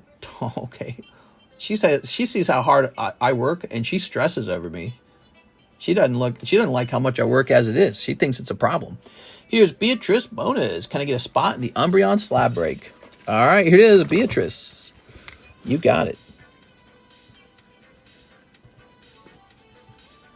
All right, very good. Very good. That's 2 out of 19 in the holographic Umbreon 10 break. God, these cards are so cool. I never mind selling a nice Pokemon card. It's such a nice feeling, really. Here's a good Cyndaquil. I like that Cyndaquil. Here's a Lunatone. He's a little loony. Here's Iron Golem. Daniel Del Barrio, 2 more spots on the Umbreon. So he's hoping to snipe this guy. There you go. The odds on this card are tougher because he's more expensive. There it is. Okay, so that's a total of 4. 3 and 4. There it is. 4 spots are done on Umbreon. That didn't take very long at all. Grant Quan, 1 box of Paradise Dragona. Awesome. All right, Grant Quan. It's why you buy everything a few days after the holiday ends. Yeah. We could do that. But that's part of it too, isn't it? So like having to have a room in your house just full of like garbage plastic that's going to end up in some landfill. It's hard for me to do that. All right. I wish I had a kid, though. I wish I had a kid and we could take the kid out trick-or-treating. There we go. I feel like I'm 35, no kids, time for kids. My wife's 29, so she's really wanting kids. She's like, I want kids now. So we're ready for kids finally. It happens, guys. You get older and you want them. If you're younger and you don't want them, trust me when I say you get older and that feeling changes at least a little bit. Okay.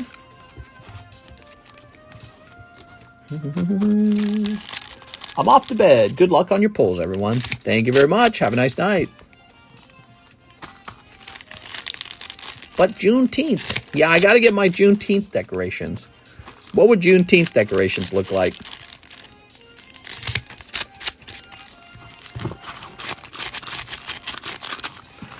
There we go. Oh, my eyes itchy. All right. Woo. Grant Quan. What? Did you guys see that? We just pulled a third Latias. It came out of the same case. All three were in the same case. It was the exact same case. I stacked them up on my left side. What? We pulled 3 of these in a row out of the same case. Is the next box going to have a Latias? What's going on? Oh my God. That's crazy. You guys, these came out, you know they came out of the same case. We have not opened a new case yet. The same case held 3 Latias SAR. I don't get it. It's got to be like an error or something. Do you think there's any more? It's got to be an error. No way the RNG intended for that. They did not intend for us to get 3 of those. You guys are just the lucky ones today. Wow. That's not the chase, though, is it? It's an SAR. There shouldn't be this many SARs in the case. We're just pulling SAR after SAR after SAR. It's too many SARs in one case. It doesn't make any sense. It's got to be an error. Plus, the fact that it's Latias each time is definitely an error. Here's Cobalion. It really is wigged. I'm pissed. Who knows? Maybe it was intentional and we're just weirdly, like maybe the way they have it set up, it's able to occur in theory, but I don't think that's how I would set it up. 3 Latias in one case. That means some other people never got the card. I don't know. I don't know exactly how it works, but yeah, that's crazy, bro. Flag on. The packer of that box getting fired. Who knows? Probably a machine that did it. Whatever the case, my group's getting bonus Latiases. I'm not complaining, man. That's good stuff. And by the way, we're still after that Lycia SAR too, because we haven't seen one of those in a while. Hey, Kyurem. You get an SAR. You get an SAR. That's what happened. I'm scared to know what's in the next box. If the next box is Lycia SAR, I'm sorry, if the next box is any of the SARs, we know that it's wigged. We know it's an error case or something. All right. Crazy, bro. Grant Quan. Should I clip that? I don't know if I should clip that. I'll leave it as a clip opportunity for Mr. Mike's side.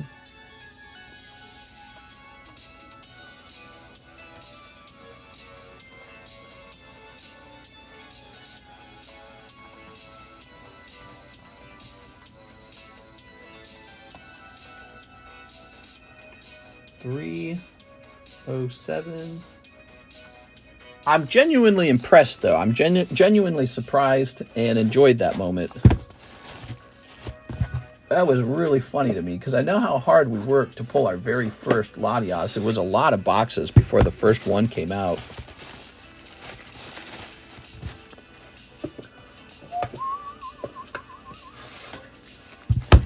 Where are you, Grant? Graham Dean Cousins. Wait, you didn't say he needed a new bag, did he? No, you didn't say that. Mr. should clip the 3 boxes. I don't know. Slackings will go up in price. Anti-flosions. Are you sure about that? Are you sure they won't go down in price?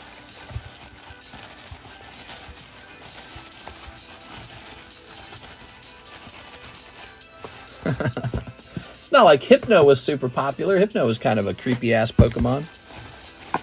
Oh, there you are. Your name's kind of wrapped around the bag at this point because it's so wide. That's what happens. Your bag gets really wide and then it wraps. So you got 2 bags now. That's how it's going to be. 2 bags.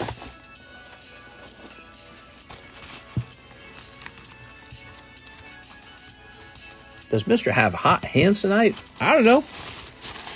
We got 2 alternative arts out of Astral Radiance, and then we got an SAR Latias. Could be hot. Grant Quan. Of course, I don't believe in anything like that. I just think that it's good luck tonight. There you go. I don't have any superstitious beliefs about luck. Just a lucky night. Mickey Moof. Pikachu. What's tomorrow? Is tomorrow, okay, it's like Wednesday or something, right? So Lexus is going to be in. Surprised that Nidoking got so cheap over time, huh? All right, we have a Jennifer Yap order 6 more of the Duskmorns. Damn! There we go. There we go. This episode brought to you by Jennifer Yap. She is, I think, the top buyer now after those 3 purchases. She went deep. Okay. Jen is watching us. That's right. So you better be good.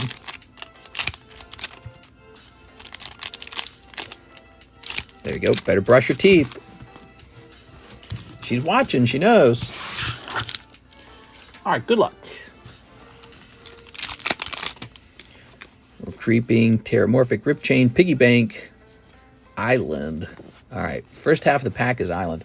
I feel like I can just kind of tear through the first half of the pack because it's all like, you know, we know the chase is the last card. So that's what we really want to know about. Entity Tracker. They came from the pipes. Conan, Dissection Tool, and Conan. Rescue Beastie. Okay. Conan the Rescue Beastie. Some people can't even swim. That's interesting to me. Here's Most Valuable Slayer. I remember my dad teaching me to swim. He was in the Navy. Bear Trap, Jump Scare, Beastie Beatdown. But swimming was not that complicated. It was really easy. Swamp. I think if no one taught me how to swim, I'd have just figured it out just from flapping around in the water, right? Like that's all it really is. It's just flapping around in the water. Once you have an understanding that your body can do that, like you don't need. Oh, what do you got back here, Jen? Something sparkly back here. Do you see this? All right, we got Enduring Vitality. What is going on here? That is a sparkly-ass card, man. It's like a cracked ice hollow. Wow. That is so cool. Definitely the hit out of this booster box. Enduring Vitality. Wow. Jolly Balloon Man, huh? You'll float too. Okay. Here's Umbreon? It's Umbreon. Friendly Ghost. Look at this. Arabella, Abandoned Doll. All right. Like, that's Annabelle.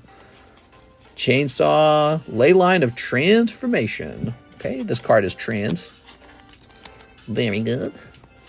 Very good, mate. $122 for just one card? Wow. Crazy. She still gets all the other cards.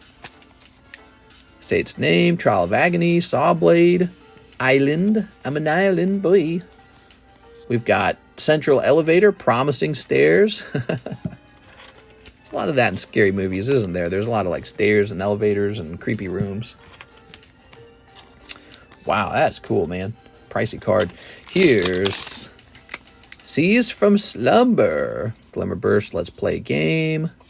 Let's Play Game, that's Saw. Overlord of the Flood Pit. This so looks like Toy Story. Giggling Skitter Spike. Valgavoth Lair. Okay, you got a Valgavoth Lair back here. How? Doesn't feel right. Okay. I'm a hoodlum boy. There we go. And Daggermaw. Fear of Immobility.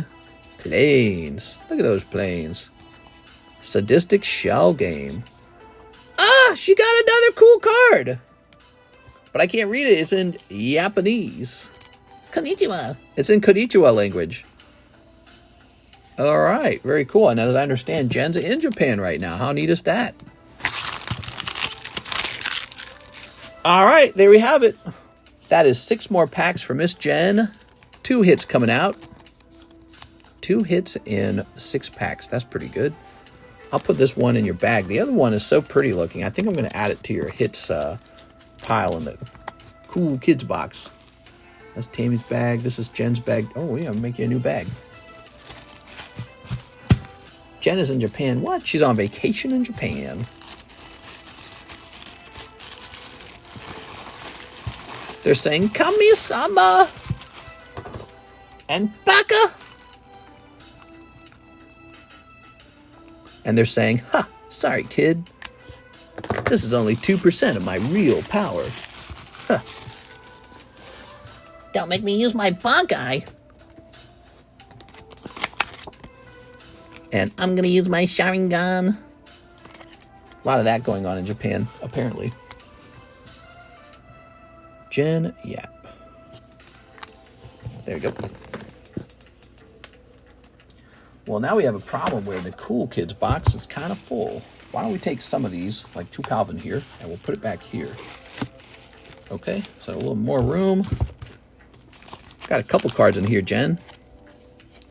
These, if you want an expensive card, these Topps Chrome Marvel packs are the fast method to get an expensive card. Look at that. Overlord of the Bale Merc.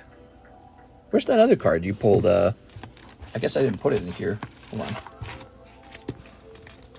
Somebody pulled this, but we're in a new box of that now.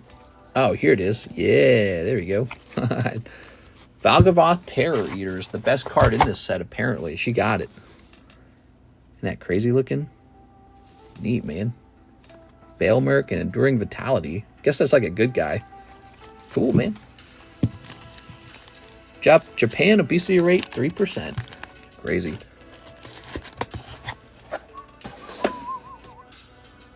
Okay, who's next? That was a big Gen order. Grant Kwan, another box of Paradise Dragona. He's going to test out our theory that maybe these boxes were the gilded boxes or something. All right, good luck. Well, here's an important point. This is the last box in that case. Other than, we should have a... Oh, no, wait, there's 2 more on my side. So we got 2 more on my right side. Don't listen to me. I don't know if that's from the same case, though, but we'll open those next. Overlord of the Bale Mark is 130. She's getting all the good ones. Nice. That's what I like to hear. Okay. Sneaking this. I got to clean up my treadmill desk and set it up to have a stream over there. I don't know what kind of stream to host over there, though, huh? Maybe I'll sell, like, singles or something like that. But I remember last time I walked on it, it was super uncomfortable. Like, that setup needs a secondary light. It needs a different holder for the phone and more. Here we are. It needs, like, multiple desks on the desk. And then it needs a purpose, too. Like, if I'm going to walk and talk, we got to have something going. That's cold. Here's this guy. Just run outside. No, it's freezing now. It's cold outside. That's the whole point of the indoor treadmill is you get a walk when it's too cold outside. In fact, we didn't go on a walk today, so I could actually use a walk. There we go. I got off of work so late. It was already 7 p.m. It was dark outside. So we just ate some dinner. Cold. This guy. The eggs. I tried running and I got chafed nipples. I've heard of that. I have no clue what that is. Chafed nipples. So your nipples just hurt because you're walking? I don't get it. My nipples chase. There we are. All right. Well, thanks for sharing that. I feel like I needed that visual. My nipples are chafing. All right. That's fat guy talk. Well, I'm kind of fat. I'm not skinny. And I don't know. I've never experienced that before. Chafed nipples, huh? You gotta tape your nipples up? He left out the part where he rubs his nipples while running. Well, that would explain it. Now we get it. All right, you ready? Ooh. But yeah, I have a standing desk setup. And how to get over there? Oh, not an SAR. But there's still time. It could be a double hitbox. So let's just see what happens.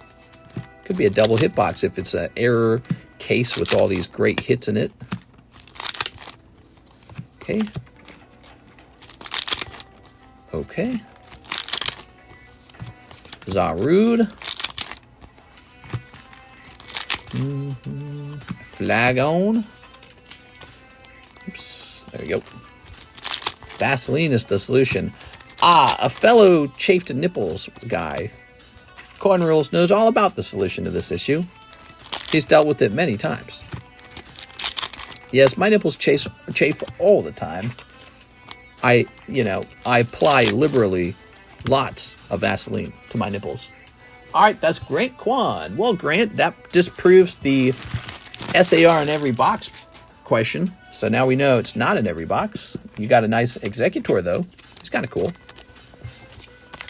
Toss that away. It was worth it, because if it was an error box, you would have pulled a third SAR, and then everyone would have figured it out and bought them all out. So it was worth experimenting with. Here we go. There we are. 2 boxes left. Okay. Oh.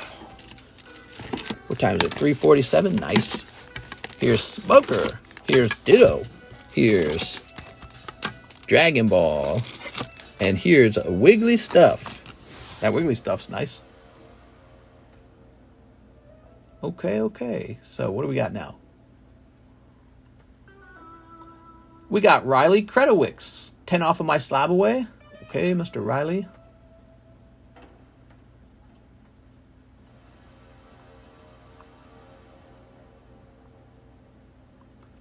This is going to be $55. 10 English trick or trades. You ready? 10 of these. 1, 2, 3, 4, 5, 6, 7, 8, 9, 10. 1 Sneaky Bunko. All right. I'm after those Gengars, mister. Heck yeah, they're good cards.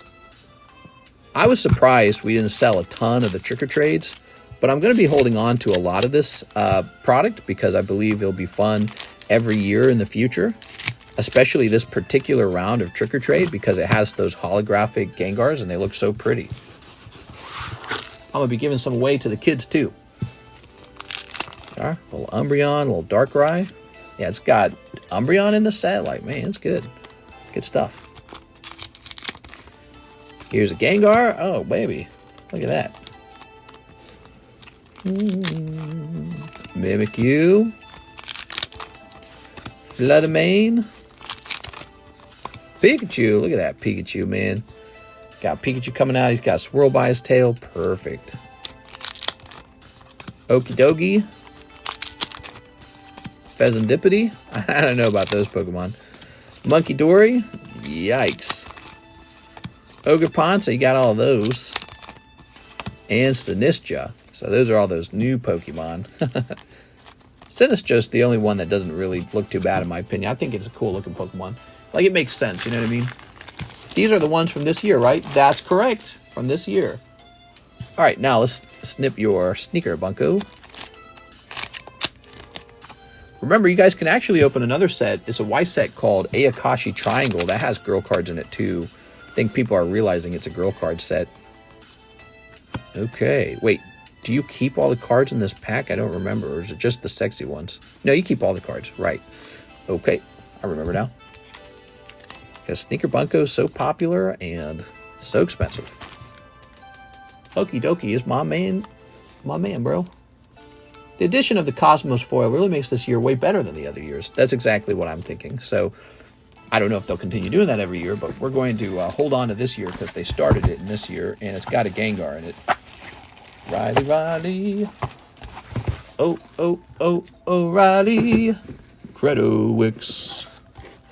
Doesn't have the same ring to it. Here it is. Ta-da! Mister needs to try and run. I feel he doesn't challenge himself enough. I've done some running. I did some running with Karish just the other day. We were in the park and we did a little bit of running. And then we were like, this is stupid. And we went back to walking. I don't know. When you have like a lady friend and you can walk and talk at the same time, walking's fine. You know, we walk and have a nice conversation instead of running in silence. It actually makes the time go by really fast when you have somebody to talk with while you're walking. I'll show you my Japanese Neo Genesis on Discord, something their booster packs versions. So I see. All right, so let's take a quick look at the price of this Dragon Ball Z Fighters Cardos Part 25 card here for $150. Why do I feel like that's too high?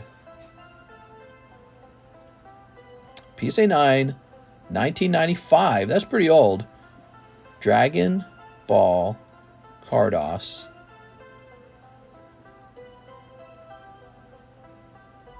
All All right, we just kind of want to find something similar to this. Let's check sold. That'll help me. Okay. Well, yeah, I mean, look at this. It's a card very similar to the one that we have right there for 150. So this is very similar. This says Part 23. Features these guys on the front of it as a Prism card. In fact, it's very, very similar. And that just sold for 230. So maybe I'm not wrong with this price. Maybe I'm just... this one's 150. So here's one. Son Goku. 150 for that one. Can I find one exactly like this? You know, I think that has Son Goku on it. I'm just going to leave it at 150. I think that's going to be the price for it. I don't see an exact copy of this card.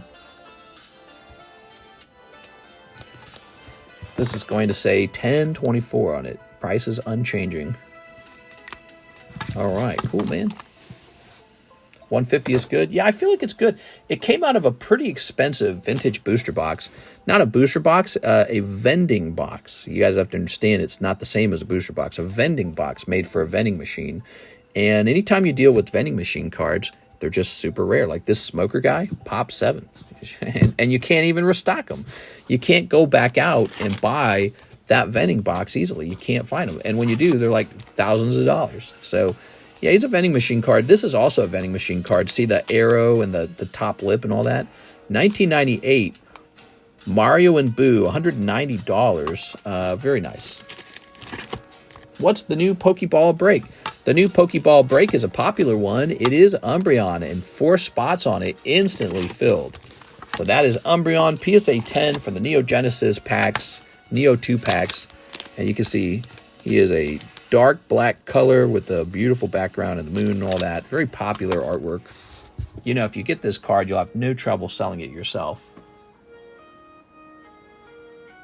Well, it's 3:54. I don't see any orders in the queue. Does anyone need any more time, or shall we wrap up here? I'm after those Gengars. Let's go ahead and fill out some more of this giveaway, shall we? So now we got James Wright going in. James Wright.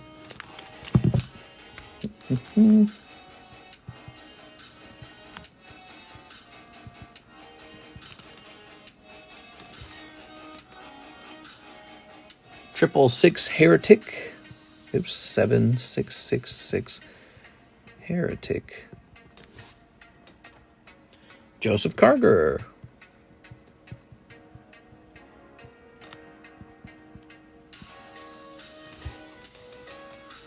Here's Sung. That's going to be 9. Sung. Number 10. Aogi. AOG. 11. Aaron S. I think that's far enough. We're going to finish this off tomorrow. So if you wanted another chance to get onto the free slab, just join us for our stream tomorrow. And once again, you'll type in TCC and that's it. And that'll get you into that, give you a chance to get into that break. Really simple. Me, Mr. Nightbot. Damn you, Nightbot. You don't like the Nightbot? Okay, refresh here. Looks like we're done. All right, guys. Well, I had a great stream with you all. We'll be back on for the Wednesday stream. We'll be back on for the Wednesday stream. I'll see you guys there. And I guess the most fun things we've got going on would be all these new sets we have in the menu, along with our amazing breaks. We're waiting on a new Pokemon card set to come out. So I think when that comes out, you'll probably see a little pickup in activity.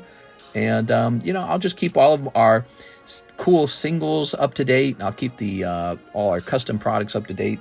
And we're rotating through all of our slabs from box 1 to box 2. So we began a gigantic rotation. I'm hopping off, guys. See you later.